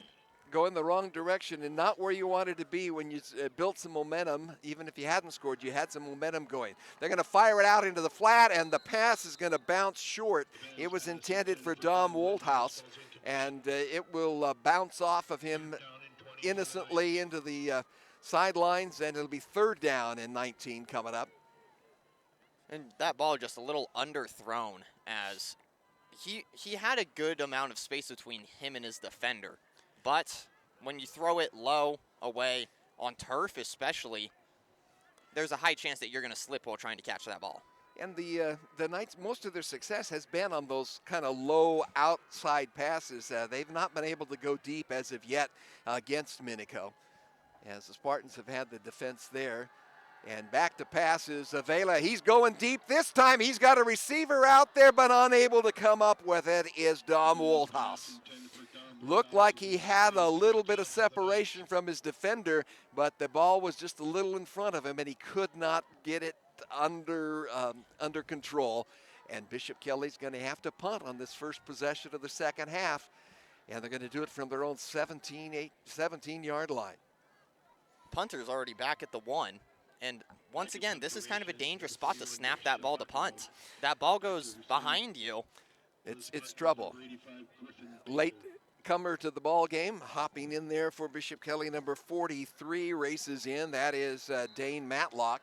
And now we're going to have a whistle, and I believe that's going to be another infraction against Bishop Kelly. That'll back them up another 5 yards. And now the punter will have his heels on the black paint of the turf of the end zone. And already this Minico defense showing how they've held Bishop Kelly to 0 so far. Yeah. Is that Cash Mitter, the punter? The running back? Well, this time the punt actually takes a little bit of a Bishop Kelly roll. It picks up about another 4 yards. I cannot see the punter's number.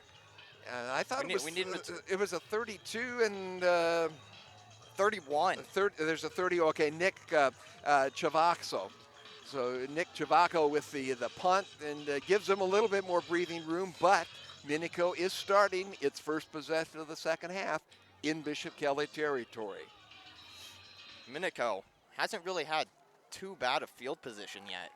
No, they've done well with it, and they're going to pass. What a back shoulder throw. Beautiful pass from Trinkle to number 8, Cole Huff, and he pulls it in, and it's a first down all the way to the 33-yard line. So a nice 12, 13-yard pickup for Minico, and I think we're always shocked when they go with the pass play, but their pass play's been very successful because of that dominant running game.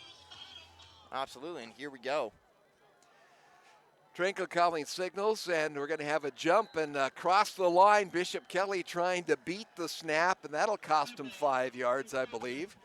It is a march off, so it'll be now a first down and 5 from the 27 for Minico. So right now, the momentum that Bishop Kelly had built with the drive ending the first half is dissipating quickly. Saunders Cranny with the break. No, it's going to be a pass over the middle for the touchdown. Trinkle simply pulled it out, but we may be bringing it back as we have a flag down here. Did they call it incomplete? They are. I thought he had it absolutely completely and took a couple of steps in the end zone. He was wide open, and in there to make the reception was Griffin Baker. But it's holding against Minico. I thought Saunders Cranny had it and had about a 10 or 12-yard gain right up the middle, and then you see Trinkle rolling to the right, and Griffin was wide open as he crossed into the end zone. But it's not going to go. The penalty goes against Minico. That'll back him up, and actually it just gets rid of the 5 yards that they picked up on the previous penalty. So it's first down and 10. Trinkle fires it out high. He really floated that one, got a little too much under it, intending it for Huff.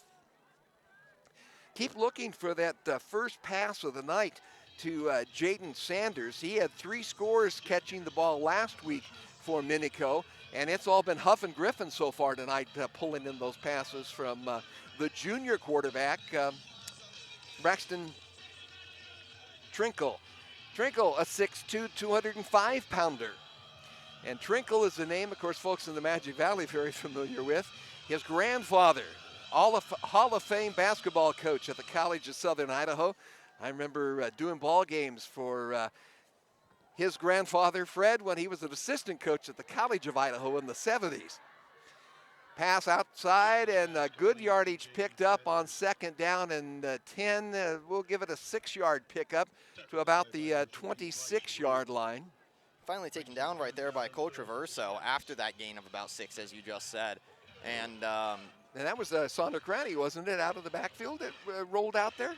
Yes, that was. We don't see a lot of that because he's usually going right up the middle. And he's going right up the middle this time. He's going to get a couple of yards. He's going to be short of first down yardage by about 2.5 feet maybe. See where they're going to place it. They're going to put it at the 23, and he's got to get to about the 22 and a half. And right there, William Sachi just doing a nice job of closing that gap immediately and making that tackle. That's 4th down and short, and Bishop Kelly's been good on these short ones, and now they jump. And that is number 66. They had a second, third, and a fourth at the 1 earlier and stopped them 3 times, and now the encroachment costs them 5 yards and another set of downs to Minico. And the Spartans right now with 9:17, still lots of time to be played in this football game, but if they get into the end zone a 3rd time, Bishop Kelly's going to have a tough time rebounding from this. Handoff goes to Sonner Cranty. He'll get a yard, maybe 2. Let's see, they're going to put it at the 17, and it'll be 2nd down coming up. Right there were 3 Bishop Kelly Knights latched onto Cranny, and he still didn't go down. They had to blow the whistle. Well, it's a stalemate, so you have 1 on 3, and he wasn't going any further, but he did get a yard out of it, one of the short gains. And Bishop Kelly's been doing a much better job there, but in doing that, they've had to put all the personnel at the line, and that's left Trinkle open to pass. He's going to fire it out into the flat. He gets it out to Jaden Sanders, but it's incomplete. It was a little hot with the pass. And it'll be 3rd down and long coming up for Minico. So again, Minico with an opportunity to be in scoring position. And inside the red zone, this could be the 3rd time they've been there to come up with nothing if they can't move forward here. But I would definitely say we're in 4-down territory since we are at the Bishop Kelly 17. 3rd and 9. Trinkle handoff to Sonner Cranty. He'll be met at the line of scrimmage. We'll still get forward for about 2, maybe 3. They're going to put it right to the 15-yard line. We'll call it a 2-yard pickup. And 4th and 7 coming up for Minico. Number 55, Reed Martin for BK. We've called his name quite a bit too. This BK line has been really good about stopping those inside runs after they've seen it a few times. Yeah, they've adjusted to that. So far, we haven't been able to see anything really on the outside against Bishop Kelly. They've been able to string those out. Pass play to the near side. Beautiful pass on the flare out to Jaden Sanders. We said we hadn't called his name. He gets the 1st down as he gets it down to the 4-yard line. Yep, it is the 4. My eyes were crossed. It's a little bit cool out here. And not as bad as it could be for November. So 1st and goal for Minico at the Bishop Kelly 4. Now remember, they were down here with this setup in the first half. On a 1st down, they got it to the 1, but they never got it any further on 3 more tries. Let's see what they do here if they go back to Sonner Cranty. A direct snap to Cranty, and he's going to skip into the end zone from 4 yards out. So Sonner Cranty, who had 5 touchdowns last week against Emmett, comes up with his first score of the night here. A 4-yard run with 7:45 remaining here in the 3rd quarter. And Minico has taken a 3-score lead.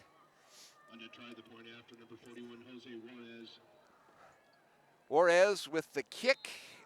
It's up and over and good.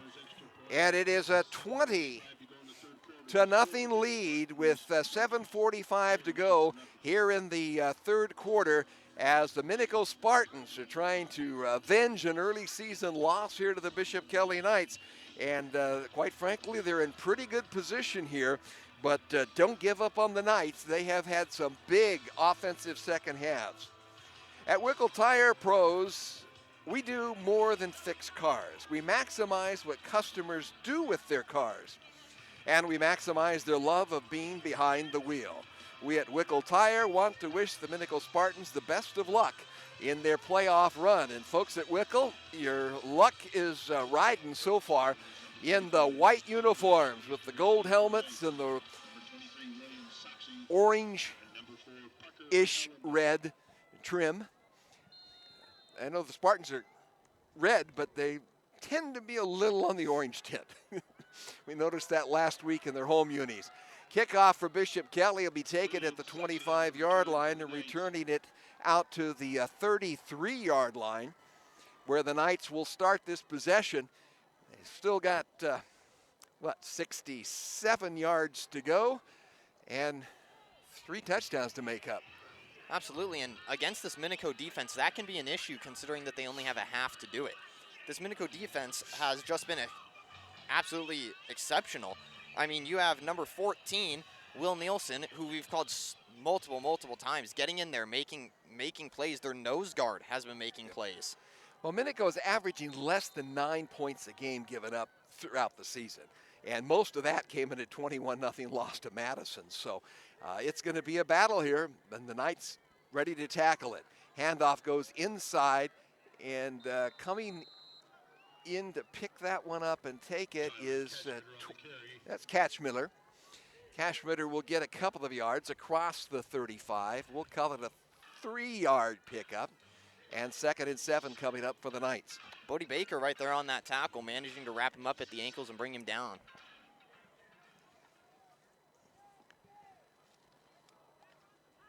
Man in motion coming to the near side. Avila hands it again to Cashmetter, and he's going to not get back to the line of scrimmage.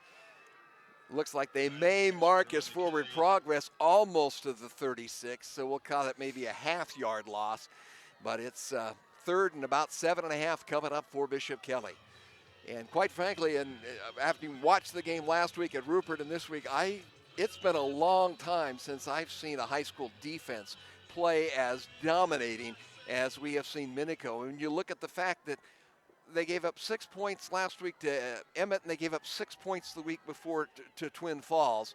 And even though their offense wasn't scoring in one of those games, the defense has been totally dominant, and the pass outside is going to be out of bounds. Looked like it was intended for Husky, but Husky is out of bounds. And he would have had the first down just barely if he'd been able to get his feet in, but did not. And it's 4th down and 7.5, and Bishop Kelly sending out the punting team. They're at their own 36-yard line. And once again, Minico just dominating on this defensive end. Bishop Kelly hasn't really found a way to conquer that aside from those short passes, which we saw in their last drive. Griffin Baker back to receive the punt, and we have a flag on the field.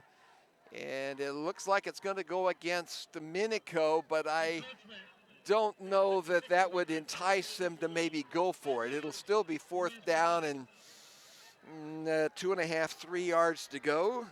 Does that change the perspective as far as... Nope. Bishop Kelly still planning to punt. Griffin Baker is back at his own 30-yard line, rolling to the near side and kind of doing a little bit of a rugby punt and going out of bounds somewhere outside the 25-yard line. We'll watch how far the official comes up for the mark to the 27. And Minico will start at their own 27, which will be about as poor a field position as they've had in this game. Absolutely, and Minico, well, both of these defenses have played very, very well. I don't think the score doesn't exactly show that, but both of these defenses have played well. Cranny. Minico's had a short field all night. Absolutely. Yes. Cranny has just been barreling through defenders left and right. Bishop Kelly's done a pretty good job of holding him up until, of course, but that was only 4 yards, and to give yourself a 4-yard cushion, that's not much to hold him back. Let's see. This could be the either the turning point one direction or the icing on the cake. Handoff to Sonder Cranny out to the 30-yard line. Pick up of 3 as he broke off left tackle. Yeah, I'm watching Cranny out there. He does not look one bit winded in any regard. Absolutely not. He's got to be moving near 30 carries in this ball game, and he just said, bring it on. Snap to Tringle, handoff to Cranny. Sonder Cranny turns his back and then drives forward for another 4 yards. He'll get about 4 or 5 yards with that carry. It'll be 3rd down and a long one coming up for Minico. Right there, number 27 for BK, Kite Powell, was about 2 inches away from making that a run for loss. but he just couldn't quite bring him down by the shoelaces. And when Craddy gets his back turned, he still is leaning backwards and getting the yardage, and he's got first down yardage across the 40 now. As he breaks the tackle at the line of scrimmage, another at the 37, and he'll get out to the 41. Like I said, I don't know what his actual statistical numbers are on the season. I talked with Coach Blauser before the ball game last Friday night at Rupert. He was saying, well, I know what a lot of our defensive stats are, and I know somewhere we've probably got those offensive stats, but I really don't know. He says, all I know is he's one of the best running backs in the state. Oh, absolutely. And he's certainly proven it to my eyes over the last couple of weeks.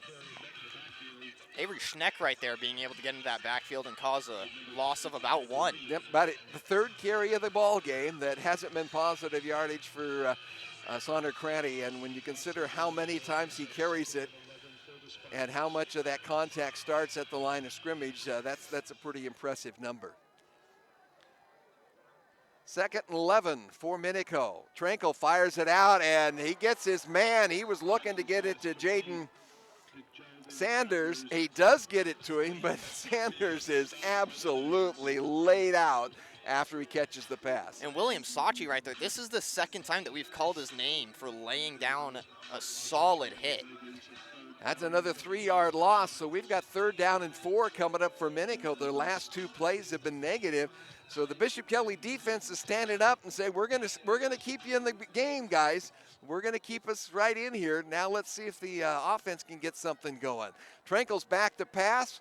He's firing it across the middle, and the ball is tipped, and is it finally intercepted? I wasn't sure they did. Bishop Kelly does come up with that football. Number 66, one of the big mollies in the middle, Charlie Tobler, caught it, but it was up in the air and it bobbled around, and he was on his knees, and he still came up with it. Huge turnover, 3:36 to go yet in the 3rd quarter, and Bishop Kelly will start this possession at the Minico 32-yard line. And this is the best field position we've seen Bishop Kelly start with all game. Oh, definitely. No doubt about it. And if they can score relatively quickly, they're not out of this ball game. They're ready to mount themselves a big comeback if they can. And that one extra point missed by Minico could come into play down the stretch.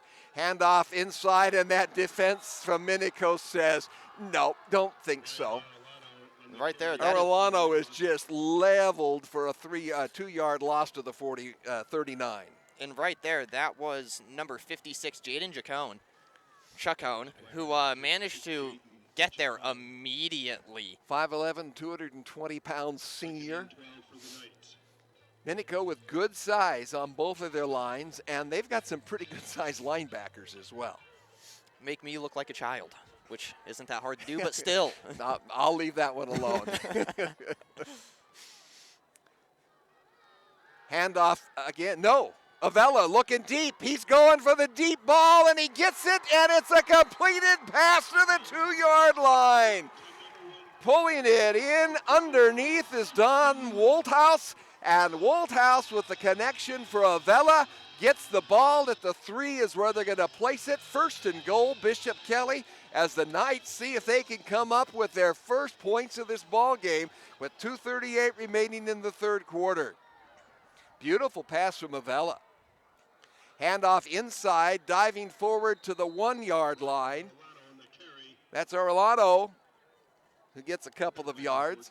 So 2nd down and goal for the Knights. They are going to be at the 1-yard line, and they're not wasting any time. In fact, they're hurrying up and wanting to go, and timeout's going to be called by Minico, as pace was not to their advantage. They wanted to keep it right here. And so, basically, we have 2:16 left. 3rd quarter. 3rd quarter, and this game is coming down. I feel like it's going to come down to the wire, but this game is only able to come to you because it's brought to you by these sponsors. Oh, great sponsors, both the Minico and the Bishop Kelly supporters. Lee's Furniture, Floors and More, Brewster Cheese, and Wickle Tire Pros in the Minico sponsorship category. And for Bishop Kelly, we have High Desert Hardwood, we have Meridian Plumbing, and we have Southwest District Health and the Partnerships for Successful Programs. We also have sponsorship of this broadcast from Project Filter, Your Health Idaho, Ideal, Idaho's College Savings Program, Valley-Wide Cooperative, your Toyota dealers, Dip Fusion, Helmet Reconditioning, and the Idaho Office of Highway Safety. And we have a touchdown. Handoff goes inside. And I'm trying to see who, it was 25. That was Arellano, who scores from 1 yard out. And Arellano kind of got to the half yard and just full-on dove. Well, when you're that close and you can find a little speed, that's what you're looking for. So a 1 yard dive for Arellano, and Bishop Kelly extra point is on its way. It is good. And we have a 13-point ball game. So, folks, this one's not over with. We're still in the third quarter. And if the Bishop Kelly defense can continue to stymie and slow down Minico, the Knights shown via the pass, they can get back into this football game. Absolutely. And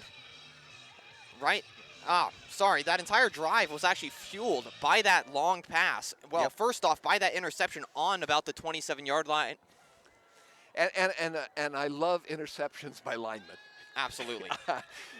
You don't get that opportunity. Now, he wasn't able to take it back anywhere because he was on his knees when he got it. But it was a big, big play. And Bishop Kelly is still alive. Their season is not over at 9-1.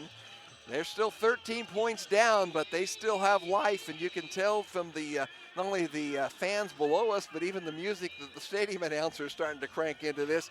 They're trying to get some juice back into the stadium. Bishop Kelly had...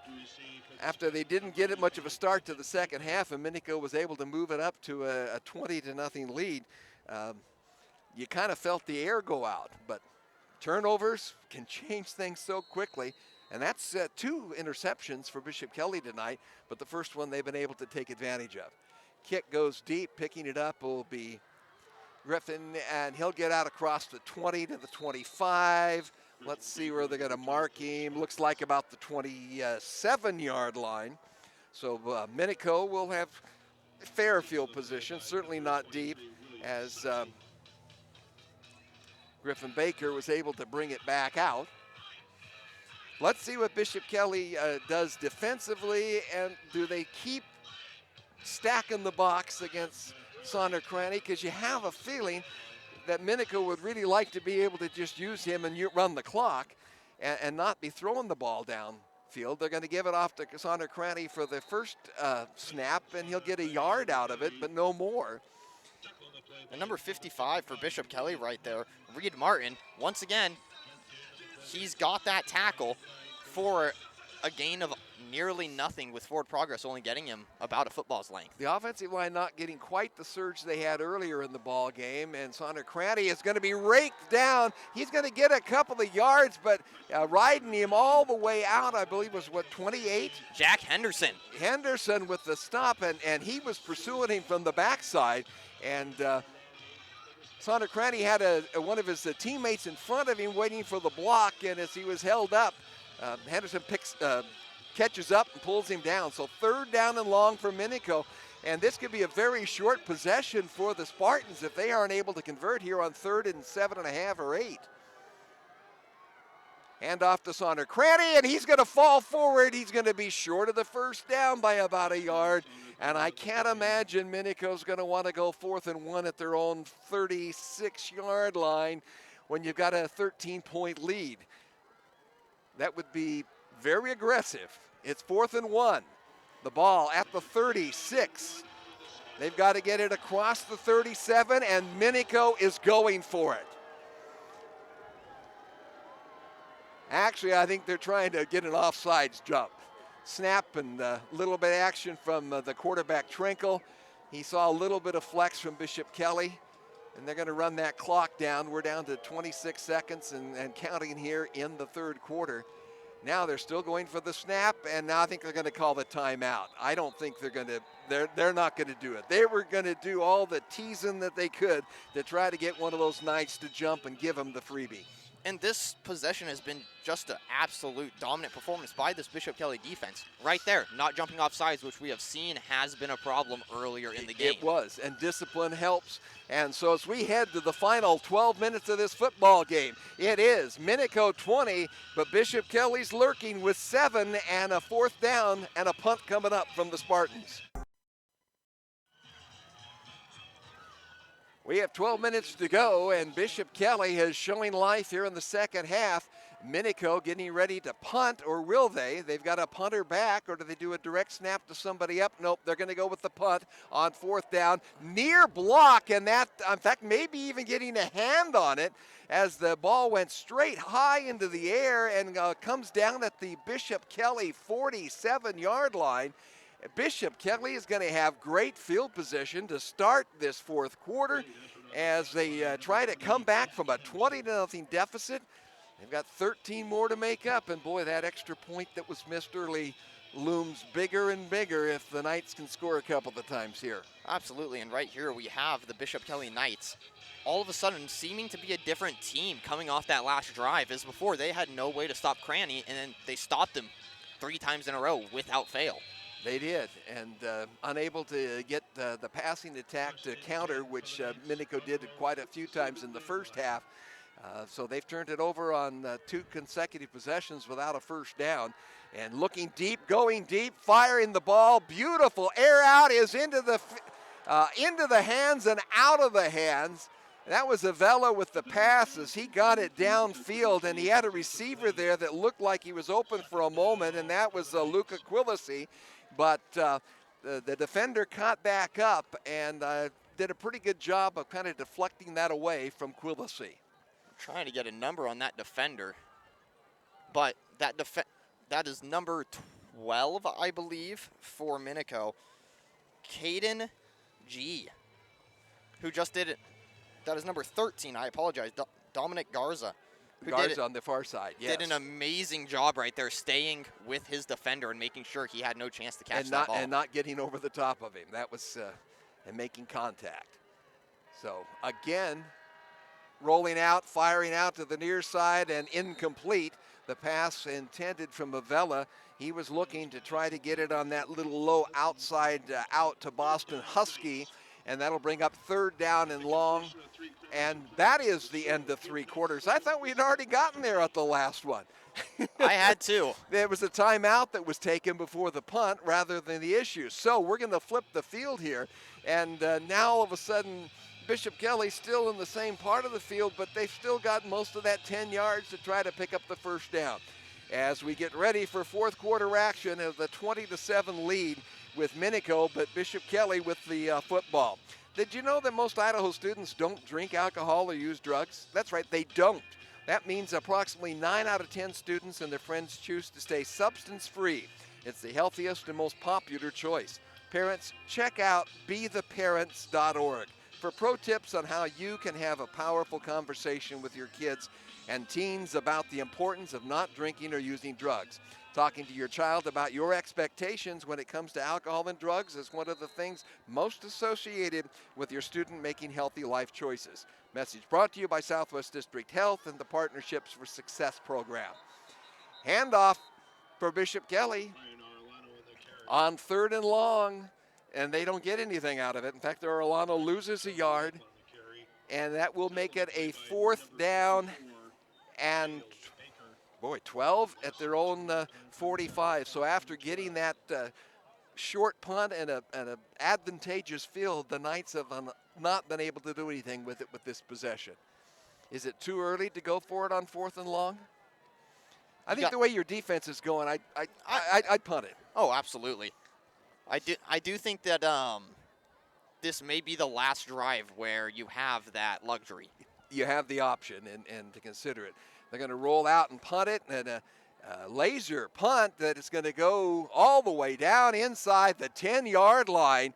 Beautiful punt for Bishop Kelly as they have flipped the field, and now Minico with their offense all the way back at the 8-yard line. Yep, they're going to put it at the 8. It's hard to tell. That's the soccer goal line there in the penalty zone.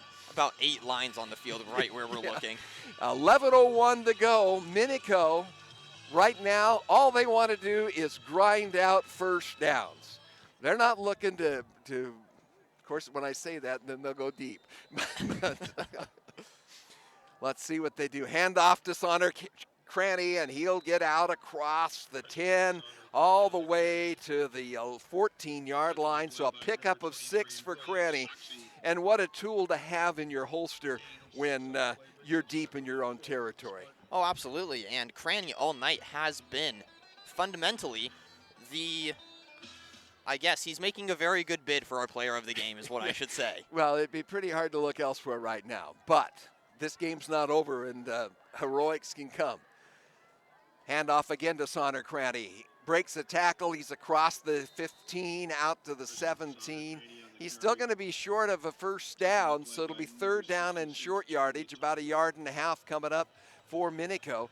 This is a huge one for them because if they go 3 and out for the 3rd consecutive possession, all of a sudden that Bishop Kelly defense, their confidence goes up, and they're going to turn that back over to the offense in a pretty good field position. But they still have to make the stop here on 3rd down and 1.5 yards.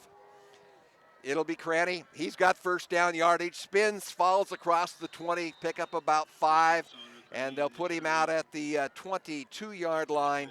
And that's exactly what the Spartans want to do. Use that clock. We've taken a couple of minutes off since they've gotten this possession. Absolutely, and right here, this offensive line is doing a great job of splitting open the gaps for Cranny to go through as the defense is in the backfield every single time, just not through the gap that Cranny is going through.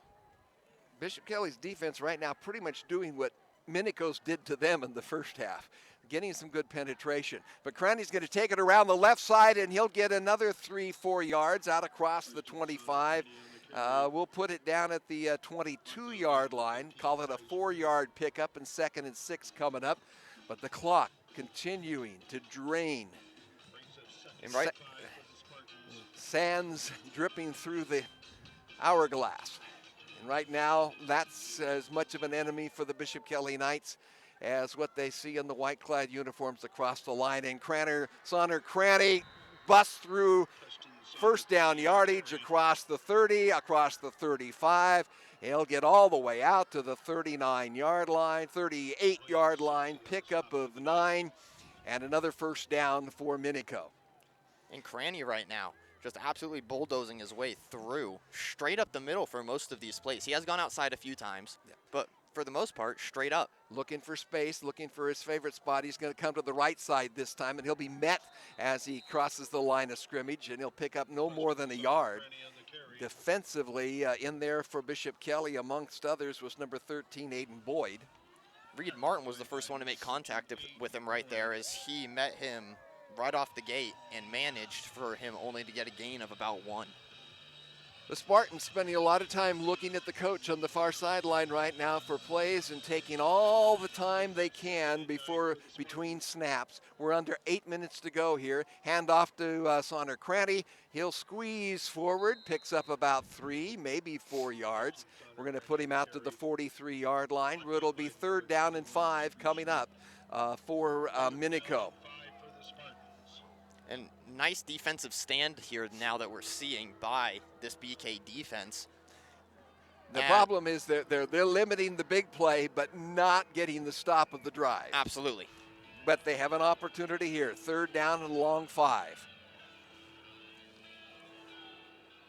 Griffin Baker split to the bottom of the screen for Minico. Are they going to pass it? No, they'll give it to Sonner Cranny, and he's going to go straight forward for 6 yards and just enough for another first down.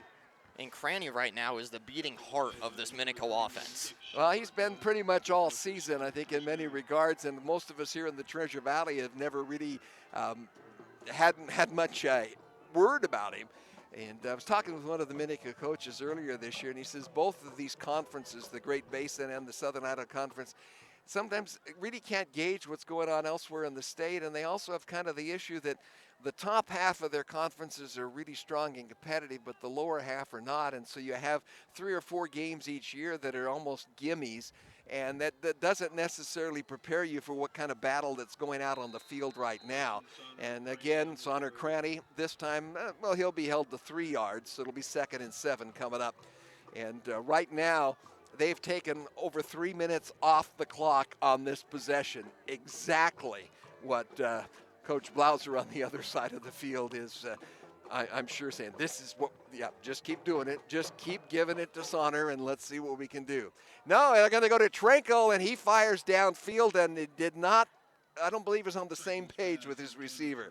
He was looking for a fly to the side, and his receiver was cutting back for more of a post, and he missed him by, well, it's not that much. Yeah. It was a lot.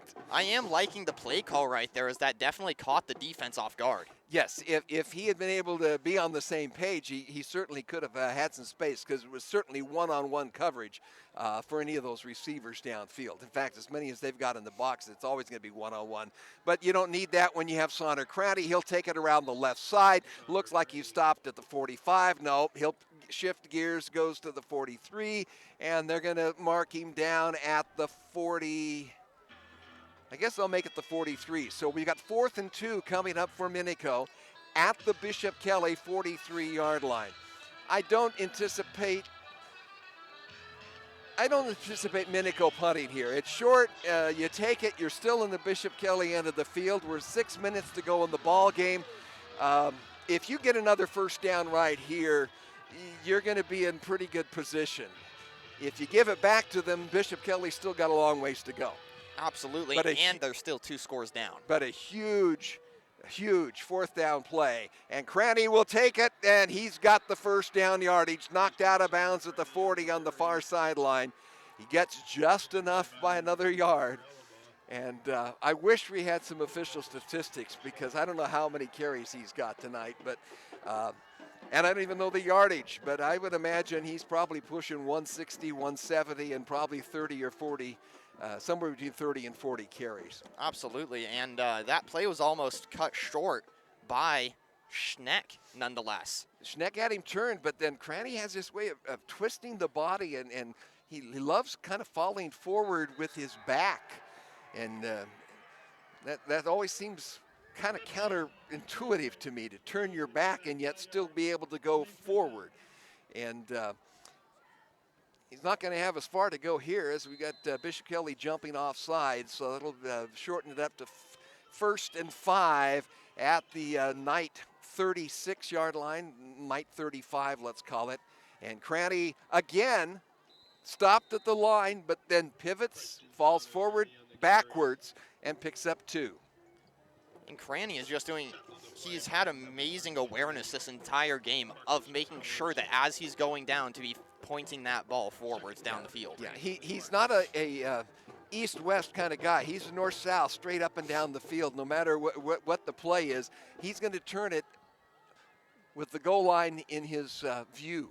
5:30 to go here in the football game. Minico holding on to a 20-7 lead and possession of the football. They have it 2nd down and 3 at the 33. And a ball is on the ground. And let's see, to Bishop Kelly, I believe the Knights have come up with it. Cranny didn't quite get the handoff from Trinkle, and the Bishop Kelly Knights will take over at their own 34-yard line. Do they have enough time to score twice?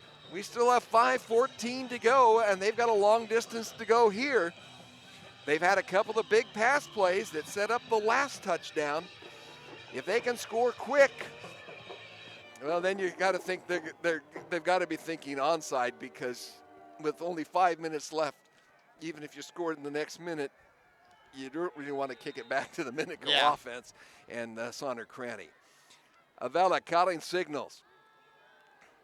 Floats back to pass. He's hit as he releases the ball, gets the pass out to Arellano, and he's got first down yardage out across the 45 to the 49-yard line. They're going to mark his forward progress all the way to the 49.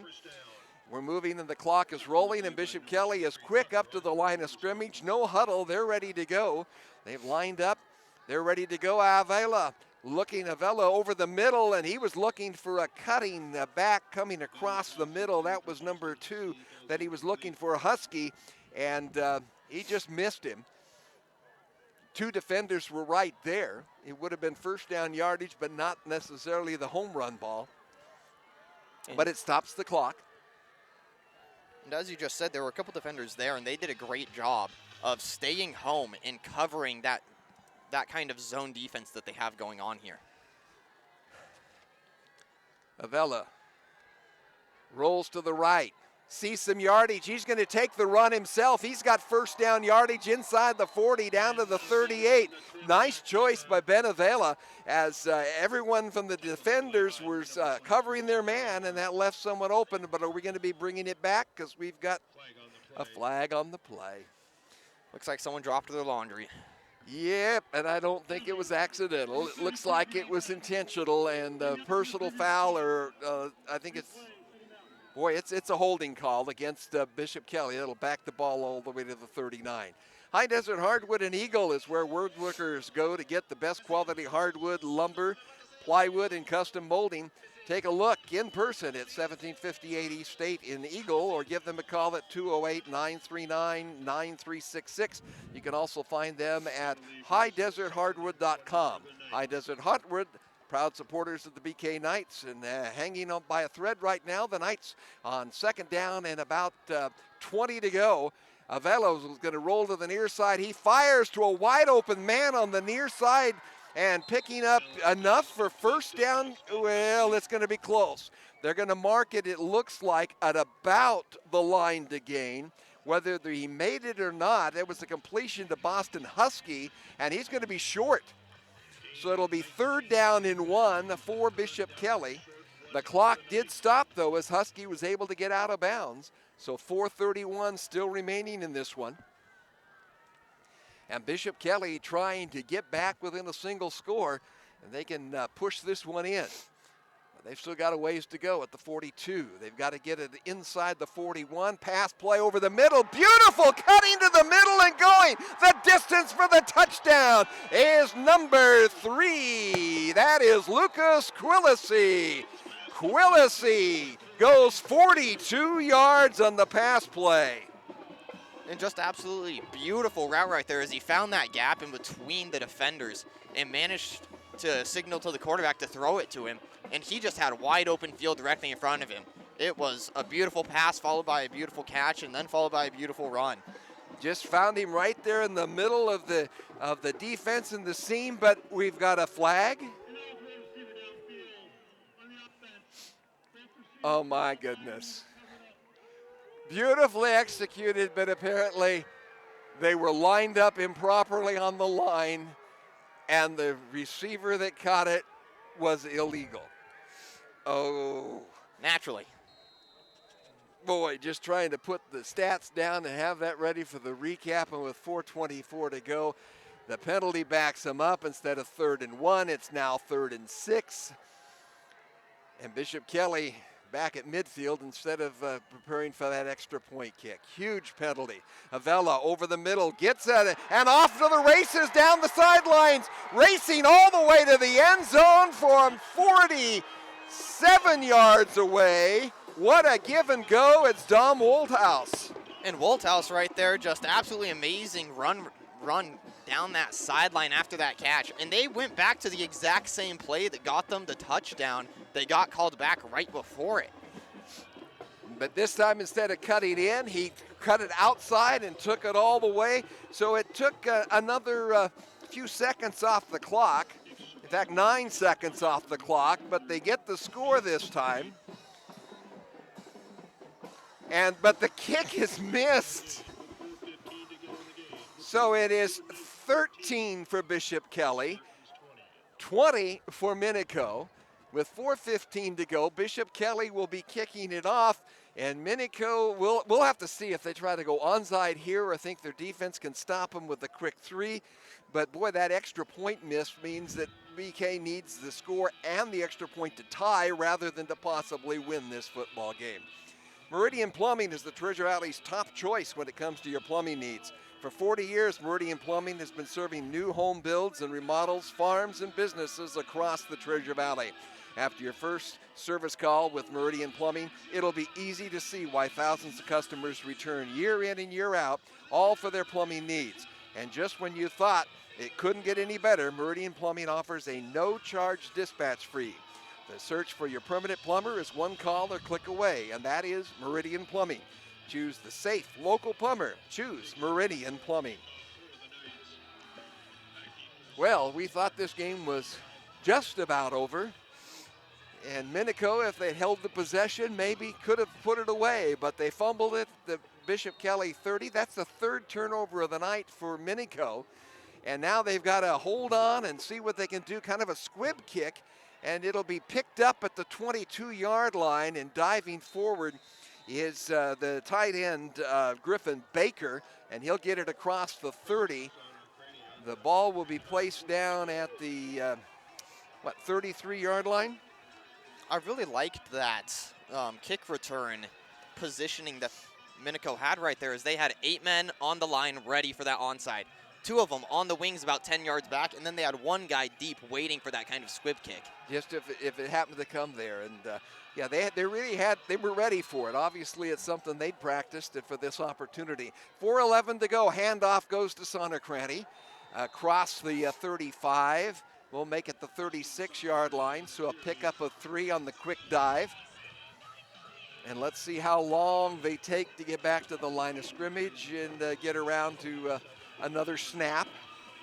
They should be able to get this down around 3:40 or less before they have to snap the ball. Hand off to Cranny, and met at the line of scrimmage and still picked time out with 2:03 to go. And definitely, I think, a punt coming up here from Minico. I mean, you've got the ball at 4th down and 6 at your own 48-yard line. You want to get some space and make Bishop Kelly go a lot further downfield, but the Knights, with their long downfield passing game in the last quarter, would make you a little bit concerned about giving them 2 minutes and 3 seconds to go. Here we are, 2:03 left in this game. 20-13, Minico Spartans on top over the Bishop Kelly Knights. If you joined us late, it was 13-0 Minico at halftime. It was 20-0 Minico midway through the third quarter, but short run by Arellano with 2 minutes to go in the third quarter put Bishop Kelly on the board, and then a 47-yard pass play about 4.5 minutes ago pulled them within 7. And now Minico's going to have to punt this one. And the snap is high. The punter gets to it, and he gets it off. A high bouncer that's going to take a Bishop Kelly sort of bounce. Actually just kind of goes sideways. And Bishop Kelly will have 1 minute and 54 seconds to go 70 yards and try to tie or go for 2 and win this one if they can come up with the big pass. And it's going to be the pass play, I would think, because they haven't had much success on the ground at all tonight, and they don't have a lot of time to play with here. They have no timeouts. They've used them all defensively to get the ball back. So at the 30-yard line is where they place this. Benavella quarterbacking for the Knights. Arellano in the backfield, and Arellano gets the pass out of the backfield, and he's going to pick up 6, maybe 7 yards, maybe even a little bit more, as Ryan Arellano, the junior running back, they're going to give him 8 yards all the way to the 38, but he does not get out of bounds, so the clock keeps running. Pass again goes to the sideline, and it'll be stepping out of bounds for the first down is Enzi Myricks. And right now, Bishop Kelly looking very well oiled in a 2-minute drill. Oh, absolutely. And, you know, as you just said, they look well oiled. This is something that they've practiced time and time again, where it's a turbo, 2-minute drill, whatever you like to call it. You have these players that know the exact spots, the exact plays, everything that they're going to run during this time. And the tradition and history of this program That is Avella coming to the near side, and he's racing for the end zone to try, or rather for the sideline to get out of bounds. And he's only going to pick up about a half a yard, but he knew there wasn't anything developing downfield, and he needed to stop that clock. And he does with 1:24 to go. 2nd down and 10 for the Knights at their own 45-yard line. So they're down to 55 yards to go. 1:24, no timeouts. And this Minico defense, the defensive backs are doing a great job of staying with their men right now. Because they're getting a lot of man-to-man right now and playing position. Avella rolling to his right, looking downfield, fires into the slot, sitting down in the hole, and picking up the reception is Dom Wolthaus. And Wolthaus has had some big catches here, including the touchdown that pulled him back within a score. And he's going to pick up enough for another 1st down. The clock continues to roll as the sticks have been moved. We have 1:13 to go. And Avella looking downfield, firing the pass over to the middle, and it's going to be knocked away. And it'll be a pass interference call coming up against Minico, I believe. A little bit too quick to make the contact. And the timing was just barely off as Arthur Tucker made contact with the intended receiver. And it'll bring up a 15-yard defensive pass interference call. And that's bigger than a completion at that point. And all of a sudden, Bishop Kelly is inside the 30-yard line. 1:05, and that also, with the flag, stops the clock. And you know, that flag, that's something you really do not want that, especially right now. He hit the receiver decent amount, clear enough to tell that it was before he caught that ball. Avella looking deep, fires to the out pattern and gets a completion just short of the 1st down. That was 0. That's Enzi Myricks who gets the completion. And right now, Ben Avella is really on target. Picks up 9, and it's an out of bounds. So still 1:01, and they're inside the 20. And this Bishop Kelly offense is making a run for this end zone, trying to tie or possibly win the game with a 2-point conversion. A lot of those passes that were falling a little short early in the game are certainly right on the beam here as the Knights try to keep their season alive in the defense of the title. The pass to the near side, his wide receiver had fallen down, and trying to get up was Boston Husky.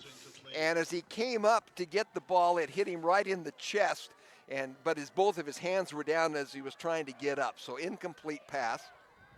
3rd down and 1. 57 seconds to go. Like I said, right now, all of a sudden, the tension's on the defensive side because Bishop Kelly on 2 consecutive drives now has been very successful at driving against them. And at 3rd and 1, the clock, they're still going to keep passing, and somebody moved. Let's see who they're going to call it on. I think it's going to be procedural against Bishop Kelly. At least they seem to think so. The lawyers for the defense were appealing to the judge that absolutely that the offense had certainly moved, and that is apparently the agreement. So instead of 3rd and 1, it's 3rd down and 6. 57 seconds to go. It seems like an eternity here, doesn't it? Oh, it does. When you're this close to the end zone, it's not like you're at the other end of the field. Well, in case you're wondering, the past 5 minutes have taken 20. And the next 57 may take another 10. Avella looking across the field. Completion on the crossing pattern. He gets it to number 1 again. That is, again, Dom Wolthaus. And Wolthaus has had huge receptions, gets the 1st down, and he hits 1st and goal at the 8-yard line for the Bishop Kelly Knights. The clock is running, though. Pass out into the flat, trying to race outside and come up with a big play was Cade Noel. But great pursuit by Minico to knock him down for about a 1-yard gain, and the clock continues to run. And Bishop Kelly will clock it. So Avella takes the snap and just drops the pass, which then takes us to a 3rd down, I believe, immediately. does stop the clock with 27, almost 28 seconds to go. You have to look at that clock and say, that extra 0.7 of a second might come into play. Hey, 20-13. 0.7 of a second on a stopped clock will get you another play. Yeah, that's right. 20-13, Minico holding on to the lead, but Bishop Kelly at 3rd and goal at the Minico 7. Avella looking for the end zone, wants to fire it, fires it in. Is it in for the touchdown? No, or is it? One official's got his hand spread. No, it's not a touchdown. He gets it to the 1-yard line. So it's 4th and goal for Bishop Kelly. And the ball is going to be stopped at the 1-yard line. But there is a flag on the play. So did somebody jump from the defensive side? The clock is stopped at 8.4. It was 4th and goal at the 1-yard line. Bishop Kelly went with the quick snap. Unfortunately, on the coaching of the home team, they do not have any timeouts. Oh, penalty against Bishop Kelly because they tried to call the timeout, or they clock it. No, they tried to call a timeout. They tried to call a timeout. They didn't have a timeout. It's 4th down. The ball will go back to Minico. No, they actually just backed Bishop Kelly up 15 yards, and they still get another shot at it. On 4th down, the pass into the end zone is knocked away, but flags are coming from every which direction with 0.2 of a second left. And flags were flying from left, right, and center right there. Wow. I thought when the penalty would go on that 4th down for not having a timeout, that would be after the play, and the ball would go to, but it was only 3rd down. So when that flag was called, it was actually on 3rd down, but then they ran that play anyway. So they called it. So they got a pass interference, and it'll go half the distance to the goal line. And that really doesn't matter what the distance is. It just means Bishop Kelly has one more play to try to force this to a potential overtime, or maybe win. They're down 7. The ball is at the 8.5-yard line. Again, the yardage doesn't matter. They have to get it in the end zone as there are only 0.2 of a second left. And this Minico defense that was so dominant for the first 3 quarters, and now timeouts being called by Minico. And we're going to keep it right here as the suspense couldn't be any more. Bishop Kelly with an opportunity to keep their season alive. Minico, if they can just get a deflection or a sack or anything, is going to move on to the semifinals. And waiting for either of these teams is most likely, we anticipate, Skyline's Grizzlies, the #1 ranked team in the state. Skyline will play Twin Falls tomorrow afternoon at the ICCU Dome at Idaho State. And assuming that the Skyline wins that. Now, if Twin Falls were able to pull the upset, the winner of this game would actually host that semifinal game next week. 0.2 seconds left here. Bishop Kelly looking for this savior of a pass, and it's 4th down. Doesn't matter, but it is. It is, but right now, yeah, it's one play unless we have another penalty, and we've had a couple of them here on the last 3 plays. So let's see what happens. The Knights coming back onto the field. Minico has spread out. I mean, when I see the spread defensively, it's almost like I like to run a little draw right up the middle, but if you don't make it, it's over anyway. So Arellano alongside Avella. Avella look into the end zone, fires it deep, and it's caught in the end zone. Pulling it in right over the outstretched hands of the defender is Enzi Myricks for the touchdown. 7 yards on the last play of the quarter. Of regulation, we should say. Yes. Let's see if they're going to leave it up to their kicker to kick this PAT, or if they're going to go straight for the win. And right now, I have a feeling Bishop Kelly, they've got a lot of momentum, but they're gonna go for the tie and send this to an overtime if they can. Now remember, they missed their last extra point, And Minico missed an extra point earlier in the game. The snap is high, the kick is up, the kick is good, and we are tied. Can you believe it? We are going to overtime. We have played 48 minutes, and it's not enough. The first 20 points in this game scored by Minico, the last 20 coming from the Bishop Kelly Knights, of which 13 of them have been in the last 4 minutes of this football game. Can you believe we're going to overtime here on IdahoSports.com? This 5A State Tournament Championship quarterfinal game being brought to you in part by Project Filter, Your Health Idaho, Ideal, Idaho's college savings programs, Valleywide Cooperative, your local Toyota dealers, Dip Fusion Helmet Reconditioning, and the Idaho Office of Highway Safety.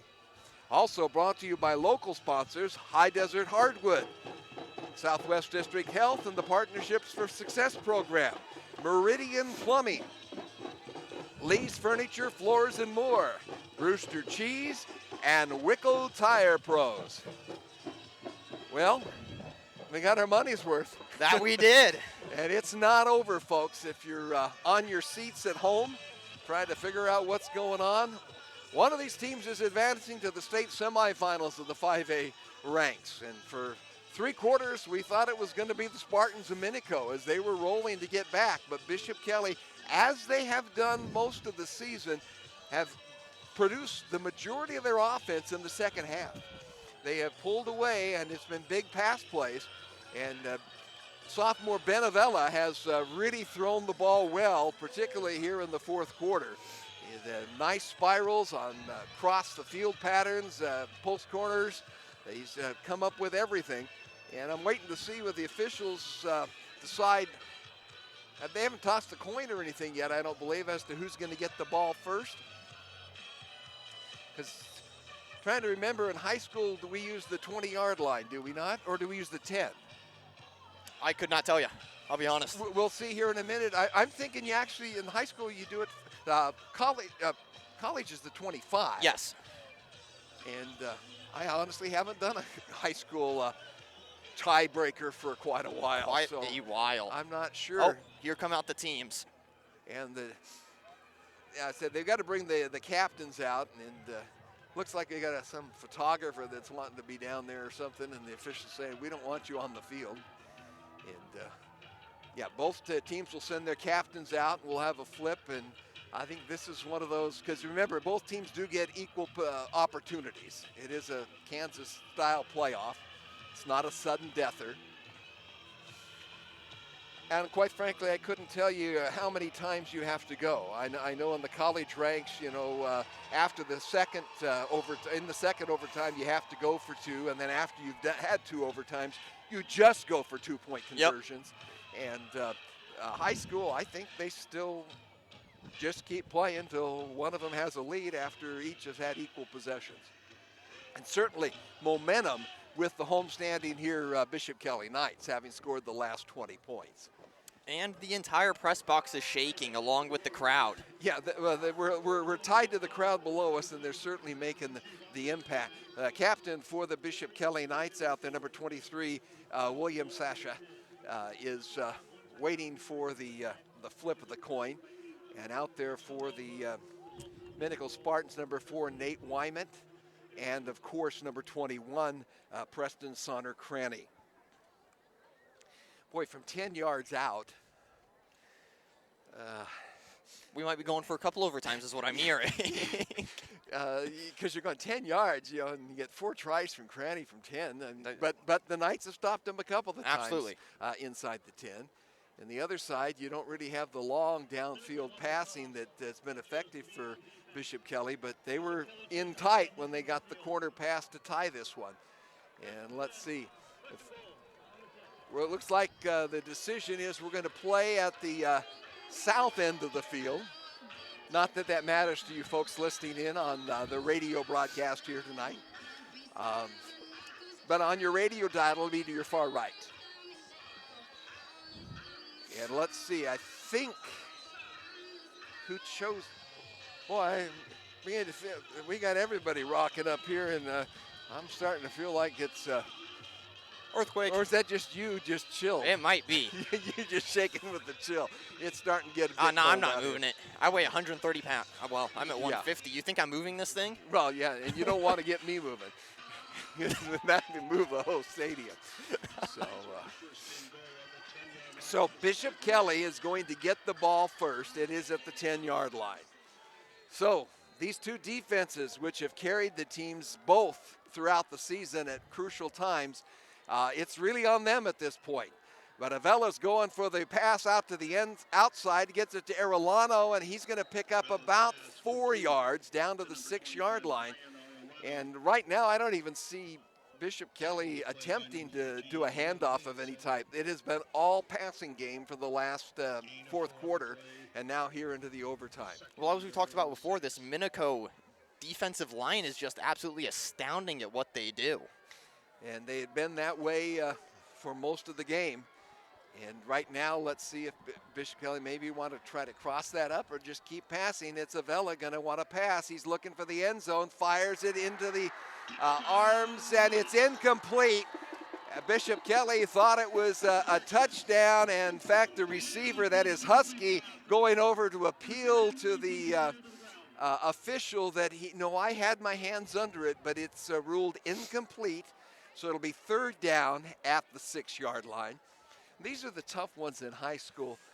If you get to 4th down and you're still at the 6, do you kick the field goal when it's that short? Well, I think the issue with that right now is Minico's cranny. Because if you just give him the ball 4 times at the middle, there's a very high chance he's getting 10 yards. Yeah, so I think you almost feel like you've got to get it into the end zone. But if you get nothing out of it, then you don't even have a chance for your defense to really to save it for you. Avella looking to the end zone, fires a bullet, and it's a touchdown. What a job by number 1, and who else but Wolthouse. Dom Wolthouse at the very front corner of the end zone caught the ball and fell out of bounds, but he had both feet in. So Wolthouse with his 2nd score of the ball game. An impressive awareness to make sure that he had both feet inside the end zone right there. And you could just say it was like a tree falling. His roots were down, and the extra point is coming up. The kick is on its way, and it is good. And Bishop Kelly has its first lead of the football game here in overtime. And now it all goes to Minico. We'll switch end. We're going to stay at the same end of the field. We'll just simply switch sides, and Minico will have 5 tries from the 10. And this could go on a while tonight. That it could. Avella has just had a tremendous 4th quarter and now into the overtime with his passing efficiency, throwing lasers for the quick outs, and then releasing and going deep every once in a while. Let's see where they go. Do they go to Sander Cranny? And Sander Cranny is hit at the line of scrimmage but gets forward for a couple of yards. So 2nd and 8 coming up. Well, right there, number 23, William Sachi did a great job of making that initial contact and stopping Cranny in his tracks. Well, and I don't know if you saw, he still had a hold of his ankle as he was getting tackled by the rest. And that is, Sachi is the team captain. And standing up, handoff to Sander Cranny, and he's going to break a tackle inside the 5 down to the 3. Make it maybe even the 2. Yes, they're going to call it the 2-yard line. So a 6-yard pickup, and it's 3rd and goal at the 2-yard line. And this is where Bishop Kelly has stood up a couple of times here tonight against that rushing attack from Minico. And you keep wondering if you fake it to Sander Cranny and have that quarterback roll out and around. But if he doesn't have the quicks, all of a sudden you're then at 4th and long. Absolutely. Handoff to Sander Cranny, dives to the end zone, and the official says he's short. He rolled into the end zone, but he apparently came down with the football inside the 1, And the football game, again, is on the line with one play. It's 4th down and 1, less than 1. In fact, looking at it, that football can't be more than a couple of inches from the goal line. And timeout is being taken by Minico to discuss what they're going to do here. Obviously, it's the one play. Then the question comes, do you go for 2 from in tight, or do you kick it and let's do it again? I think they just keep trying to go again and again. It's at some point. The battle of attrition. Somebody has to blink. And of course, that's all moot. If the Bishop Kelly defense can get their second stop at the 1-yard line on 4th down, they already had one in the first half of this one, which if they hadn't gotten that one, we wouldn't be here because Minico would have had a much bigger margin before we ever got to this point of the game. Well, Minico had 2 other chances to score that some might consider easy. One was they were within the 5, and then the other, they were within the 10. Yep, and a turnover and a turnover on downs, a interception at the goal line. So it's 4th down and less than a yard. 4th down and inches, all kinds of movement on the line. They shift. Let's see, handoff goes back to Cranny, and he walks in. All that movement, and he just had a quick path. So Sonner Cranny with his second touchdown of the night.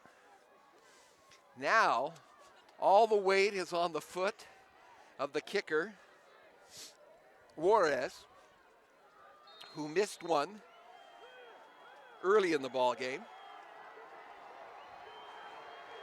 He needs this to tie it up. Snap is up, down, the kick is on its way, and it's good, and then we have a late flag thrown. That came really kind of late, it seemed like, from the judge in the backfield on the line, and I think it may be against Bishop Kelly. It'll be waved off. Oh, a personal foul against Bishop Kelly. So the kick is good. We are tied at 27, and we're ready for the second overtime. Now the question is, does that personal foul get assessed on the next series against Bishop Kelly? I'm pretty sure they declined it because otherwise it would have been halfway to the goal line for the kicker. Right, that's correct. They would have gone ahead and it just seemed like it came after the play. And I think the officials it almost did. Roughing the snapper is the call. So I don't know then. So it's okay. Oh, so it will carry over the second timeout, but it won't be assessed until, because Minico will go first on the next timeout, and Bishop Kelly will actually have to go from their 25 instead of their 10 when they get the possession, if we've got that right. But like I said, as late as the flag was, it had to be a dead ball foul after the kick was complete. So that could be huge. All of a sudden, the Knights could be looking at having to score from the 25, particularly if Minico's able to score on their 10-yard possession here. So we're ready for the second overtime. It's 27.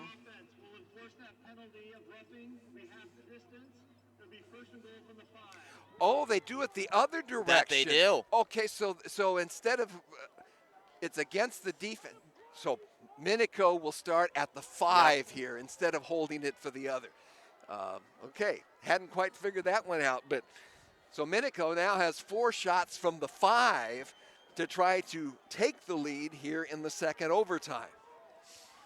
Boy, can you stretch this one out till breakfast?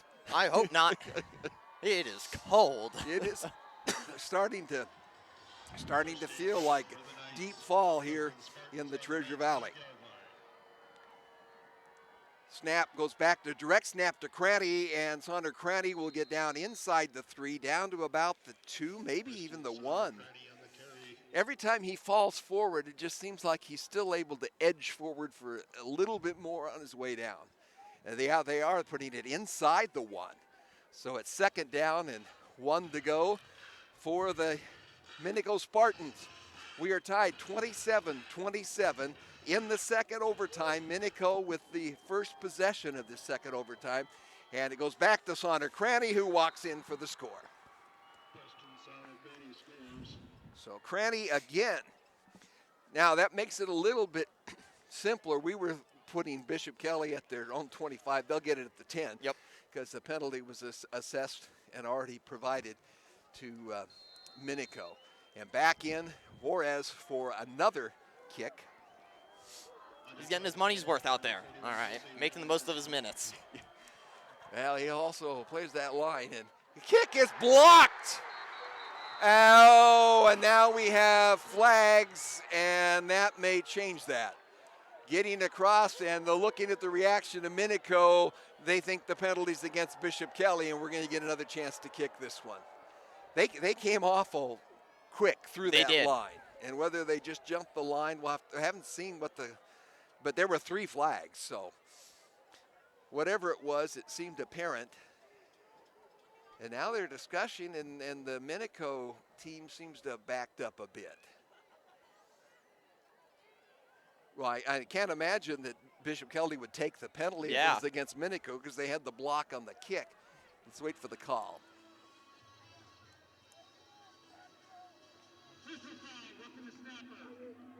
Another personal foul against Bishop Kelly. So we'll re-kick again, right? And now will Minico go for the 2-point conversion with the ball inside the 2-yard line? I think they've made the change. I think Minico's going to try to go for the 2-point conversion. And really, the way Sonder Cranny runs, I'd probably make the same choice. Absolutely. Right here. Try to make it an 8-point lead. It's 33-27. And Minico is going for it. They are going, and the handoff goes back, and Cranny is in. Sonder Cranny with the 2-point conversion makes it a 35-27 lead for the Minico Spartans.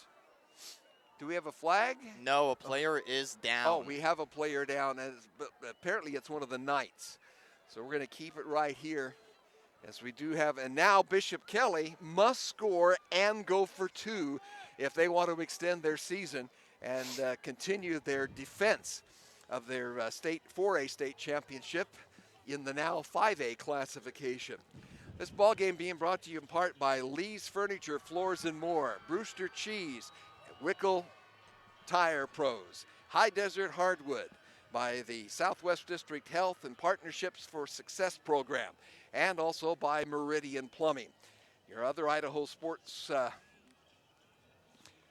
broadcast partners: Project Filter, Your Health Idaho, Ideal, Idaho College Savings Program, Valley-Wide Cooperative, your local Toyota dealers, Dip Fusion, Helmet Reconditioning, and the Idaho Office of Highway Safety. We've got to make a decision on a player of the game, and I guess it probably remains on what has yet to transpire or not transpire. Absolutely.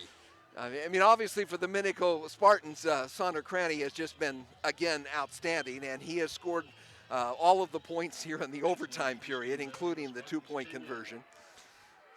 And Bishop Kelly now with quarterback Benavella. Calling signals from the 10-yard line, looking for the end zone, and he makes a completion short of the 5. The pass goes to Boston Husky, and he'll be taken down at about the 5. So pick up of 5, 2nd and 5 coming up for Bishop Kelly. It's taken down by Tucker Arthur, someone whose name we haven't called a whole lot during this game. A lot of ball players getting some extended playing time here tonight. We are in the second overtime. Minico with a 35-27 lead. Bishop Kelly trying to counter here. 2nd and 5 at the 5. It's always something in goal in the overtime. The pass goes to the end zone and a touchdown. Coming back to receive the ball is none other than the man who has caught all the big passes down the stretch, Dom Woldhaus. And though Avella's had a great passing game, Woldhaus has had huge receptions to help pull them back, and they have pulled them within 2 points, and now the 2-point conversion.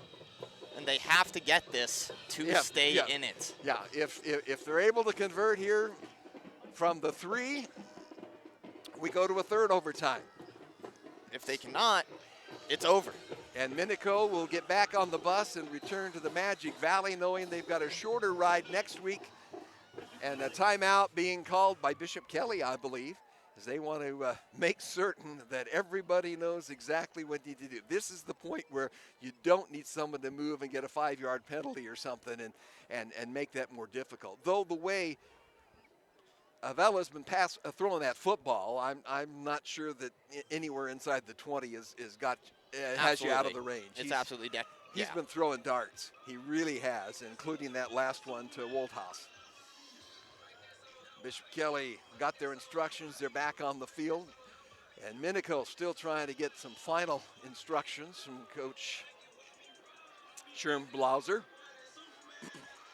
Chris Kulig trying to get his Knights for the second year in a row beyond the quarterfinals. Last year all the way to win the state championship.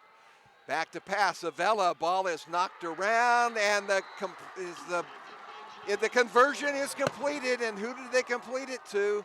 This was number 2. That is Husky. So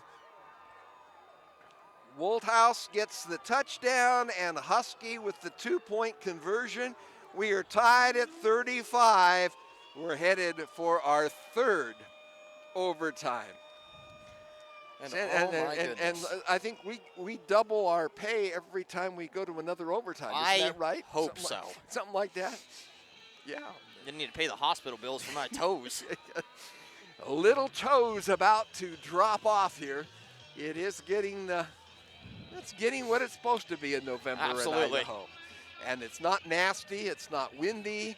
The breeze is no different than when we started. In fact, I think the air's a little lighter than it was when we started. It definitely is. But that maybe is why it feels a little colder. Maybe that's why Avella has been able to throw the ball so well in the second half. Boy, because he has been on a dime. And now Bishop Kelly will start the third overtime with the possession. And can anybody get a defensive stop? Avella looking to the end zone. He throws for Quillis, not Quillis. He's trying to get it into the hands of Enzo Myricks at about the 10, and he overthrows him, misses the connection. So 2nd and 10 coming up. Right there, great pass defense by number 4, Nate Wayman. Once again, been a real pivotal player on these outsides. Both these teams have played some tremendous defense tonight. And when you see the score, you say, well, what's 35-35? Well, half of that's in the overtimes. Avella back to pass, fires out into the flat, and he was facing big pressure coming right up the middle. That was number 54. That is Cale Baker. And Avella lets it go, and it's behind his intended receiver, Arellano. So 3rd and goal coming up. 2 more shots. That's the one clean thing about the Kansas playoff from the 10 instead of the 25 is you got 4 plays. Absolutely. That's it. It's not like, you're at the 25, you can ground your way down, and you've got a chance of 2 first downs, and it can take a long time, but you've got 4 plays. And Bishop Kelly has 2 left. And being sacked is Avella, and he fumbles the football, and the official, are they going to call it a fumble? They are. Avella is sacked, is fumbled the football, and now Minico can win this ball game with their possession. And right there on that sack, there were a couple in there. One of them was number 56 for Minico, and that is a Mr. Jaden Chacon, who we've said multiple times. We have said all of these defensive players' names multiple times just because of the quality of play that we have been seeing from them. So the crack has happened. Now can Minico bust through it? Well, they just run it to that running back, they do. They go to Sonner Cranny. He's inside the 5. They're going to mark him right at the 5. So Connor Cranny picks up 5. Second down and 5 for Minico. They're not going to be kicking an extra point if they get a touchdown. It's just over. And yeah, it'll be over if they score. And then they've got 3 more shots from the 5. And now you have a whistle and a stoppage of play, and timeout was called by Bishop Kelly. I think they saw something in the way that Minico set up with really no quarterback in there. They were doing a direct snap. I mean, why not give it right to Sonner Cranny? You know that's who's going to be getting the ball probably. Oh, absolutely. He's been an absolute workhorse this entire game, and as you've said, this entire season for Minico. Moving his way downfield constantly for his team, getting 5 or 6 yards a carry every single touch, aside from a select 4 or 5. It's been an outstanding game by him tonight. It's been a workhorse and a yeoman's job for the senior running back, 6'1" and 200 pounds. And I imagine he's going to be playing on Saturdays for somebody. I don't know if he's getting any attention at what levels. I would think Idaho State or any of the Big Sky schools would be taking a look at him, and maybe even beyond that. I don't know if he has the kind of speed that Division I would need, because he just got the power inside. Pitch goes to Cranny. He's inside. He's not going to get to the end zone, but he's going to get inside the 2, I believe. So it'll be 3rd down and 2. They're going to mark that, inside the 2. Almost looks more like a 1 where it is. So 2 more shots for the Minico Spartans to try to advance to the state semifinals. Handoff to Cranny, and he is in, but there's flags all over the place. Minico celebrating, thinking they've got the touchdown, but I have a feeling it was against Bishop Kelly, and Cranny has scored, and the Minico Spartans have defeated the Bishop Kelly Knights 41-35 in the 3rd overtime, as Sonner Cranny scores 3 times in the OT, also has a 2-point conversion, and Bishop Kelly's road to return to the state championship game has been disrupted and detoured, and the Minico Spartans are advancing to the semifinals with a 41-35 win over the Bishop Kelly Knights. What an evening. Oh, absolutely, and I think we can probably just go right ahead and talk about our player of the game. Well, we've been talking about him all night long. Absolutely. You all know who it is. It is going to be Cranny, and he has done such an amazing job pushing through with this Bishop Kelly's defense that we've seen has been able to play to his caliber and stop him. But he is just so much of a workhorse. He did so much early that it managed to get his team this win. Preston Sonner Cranny, our Idaho Highway Safety Transportation player of the game. I don't know what his final numbers are. I would imagine we're talking 40 carries in this ball game and over 200 yards. And again, no great, big, huge breaks, just that constant pounding. And he was able to help the Spartans build a 20-0 lead and then survive Bishop Kelly coming back to tie it on the last play of regulation, sending it to overtime. And Cranny scores 3 touchdowns in 3 different overtime periods total, and also a 2-point conversion. And that's the numbers that make this a 41-35 win for the Minico Spartans over the Bishop Kelly Knights. They will advance. Minico advances to play probably Skyline, but either Skyline or Twin Falls next week. If it's Skyline, it'll be in Pocatello, I believe, at the ICCU Dome. If for some reason Twin Falls is able to knock off Skyline, that semifinal game would be at Minico next week in a rematch of the Great Basin Championship game, which they won 7-6 2 weeks ago. So some interesting opportunities for the Minico Spartans. They're still there. For the Bishop Kelly Knights, the season ends with a 9-2 record. A stellar year, a great defensive year, and one that showed a lot of sparks. They've got a sophomore quarterback and some young receivers. And of course, Bishop Kelly will always be back in the playoffs and in the running in the Southern Idaho Conference and in the state 5A division. But Well, what a ball game. Thought it was going to be a pound-out runaway for a while, and then it looked like it was getting loose. And boy, I know you're freezing to death, but there's a lot of warmth out on that field right now, especially on the far sideline. This has been an IdahoSports.com game stream production.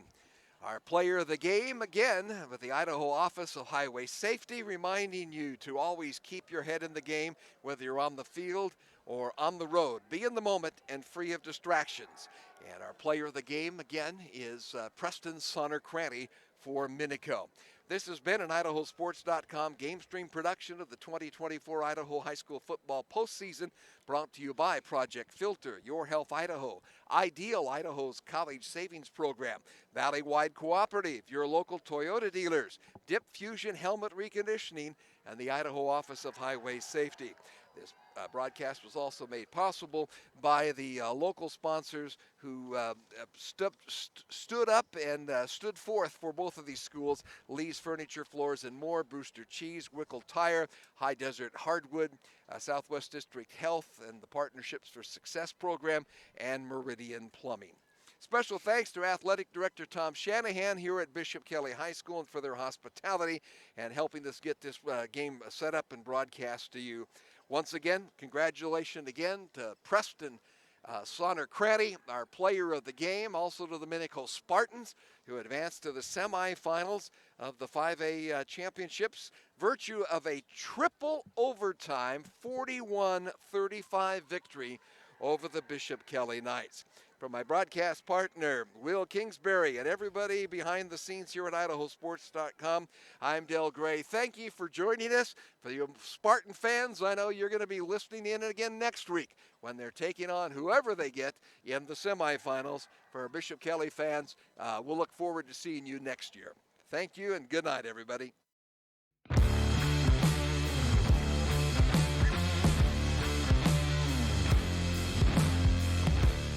Let's talk about open enrollment for health insurance. Your Health Idaho's got you covered with all you.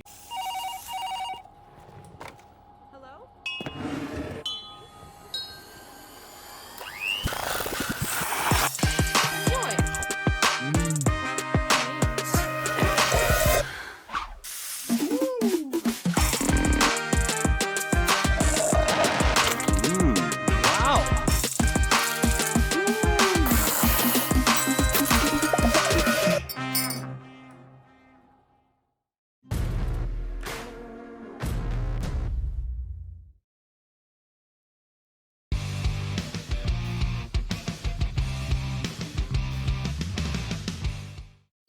This has been a presentation of IdahoSports.com Game Streams. This broadcast is copyrighted to IdahoSports.com. Any rebroadcast, retransmission, or other use of this broadcast